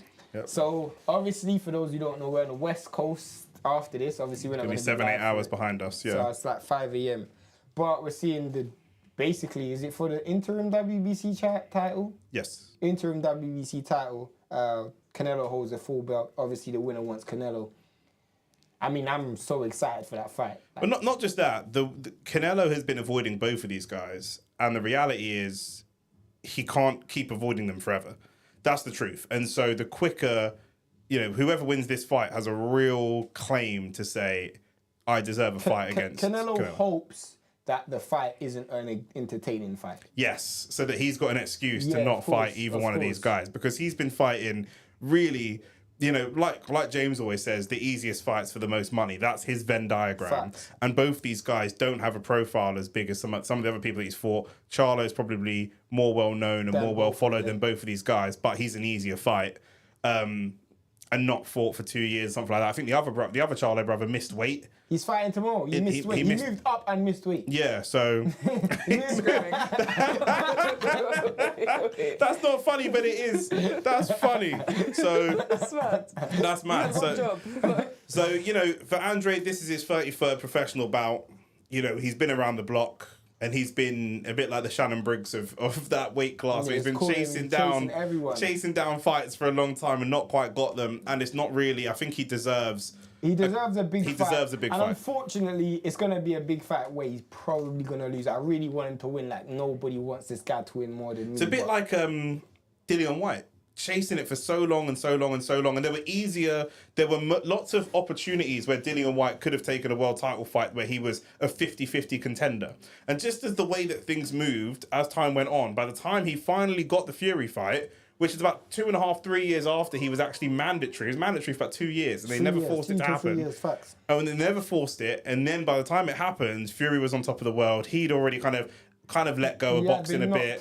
He'd been knocked out a few times. And then also, you also got to look at it like, he's coming from a sufferer's mentality. Like, he just got 8 million to fight Fury. You know what I'm saying? Like, you got to understand, when you get that amount of money, it does like, you're no longer living in the same level of poverty. You don't have that same level of hunger. You know what I'm saying? So, for me, it's disappointing. But Andrade, I do hope he gets the win today. I do think Benavidez does win. I mean, you already made your opinion about this earlier this week. Mm-hmm. Do you have any further thoughts or same? No, it's the same, but I did like to see like there was a bit of, not animosity, but like there's something there in the fight, so no, I probably will. These men are both proper. Watch it live, these men are both proper fighters. Like Andrade will believe it's got all the ingredients of a very good fight. If this fight isn't at least entertaining, I'll be very surprised. You've got Andrade, who's a world-class fighter. You've got Benavidez, who's a world-class borderline. We're not quite sure yet with the level of competition, but world-class knockout artist. You've got two guys that genuinely believe that they can both win the fight. Both have patterns of how the fight could potentially be won. It's both statistically have 100%. Like I could come up with a method of how Andrade wins, and I could come up with a method in how Benavidez wins. I could literally lay the landscape for both fighters. Exactly that, yeah. But the issue that we have is Andrade moving up a weight class, bigger, stronger opponent, someone who's very active, looking to come forward, looking to apply pressure, very confident. Obviously, they're both undefeated, so he's going to have to do something to put a dent in Benavidez early. I will say this. I think Andrade will be the hardest hitter that Benavidez has fought, and Benavidez will be the hardest person Andrade's fought in terms of single punch power. So I think whoever takes each other's power better early wins the fight. Reason why I'm saying that is because, not saying Andrade has the power to knock Benavidez out, but if he hurts Benavidez early and he builds up a lead, where obviously he's a better boxer, down the stretch, I think he can win on points, especially if it goes the distance. But it's gonna be real hard. It's gonna be real hard. Trust me. It's gonna be real hard. It's gonna be a difficult fight. It's gonna be a difficult fight for both of them. I think I'm still 55, 60% Benavidez. I'm leaning towards Benavidez. Maybe even a late stoppage. I think wearing him down. I think it's one of those ones where Benavidez can fight 80% of his game and win the fight, and I think Andrade has to be 100% perfect to win the fight. He can win, but he has to be pretty much perfect. So that's how we think it's going to shape up. We're going to talk about it all. Yeah, hit the like and the subscribe button. Thank you to everyone that's been here with us this whole journey. Katy Taylor wins on points, which was probably the bookie's favourite result for the first fight. I said Chantel Cameron would win the first fight. I thought she would win this one, and I just think it was a bit. Wasn't really the kind of fight she needed. Summarize the stream and the night, because obviously. Yeah, take it away. Take it away, Lauren. Take it away, Lauren. Take it away. Well, I think we all got proven wrong. 100. We all had Chantel winning hard from this week. Yep. So, no, it's kind of good to have little humblings here and there. But yeah, it's just be interesting to see where Katy Taylor goes now from this. Chantel, I don't think winning or losing this fight really is going to make a difference to her path. But yeah, it's just all about what Katy Taylor does now. Yeah. Moving forward, but. And Zach in the chat says that's his incorrect prediction streak continuing. Zach, drop in the chat before we wrap up and before we go who you think is going to win, Andrade or Benavidez. I'll be surprised if you even know these man because they're not influencers. Exactly. Do you know what I'm saying? So we'll see. But yeah, listen, man, thanks for being here. Nick J. Francis channel, Only Facts Boxing as always. We're going to cover everything again in the weekly podcast that we're doing this week. This week. Obviously, recap. We're going to recap this fight. We're going to talk about whatever happens tonight. Andrade, Benavidez. Yep. You never know what's in the world of boxing, bruv. Yeah. I mean, I'm still skeptical as to whether or not Tyson Fury makes it to the February card. Do you know what I mean? Honestly, I don't believe in that guy. You never know. He's literally self-admitted saying he's bipolar. So. Thanks. Literally, I'm just being real. I hear you. He said that. I hear you. So. Benavidez to win by late stoppage. Say no more. You're just copying me, my guy. Say no more. Okay, cool. Yeah. Listen, like the video, subscribe to the channel. That's more light skin. Do you know what I mean? Like the video, subscribe, all that good stuff. We'll be back here again in the week with the podcast and everything else, and we'll be covering more lives here, covering more lives on DR Sports. The only way to know where we're going to be, when we're going to be there, is to be subscribed. Go follow us all on the socials, all in the description, and we're out. Thank you very much, Laurie. Big love.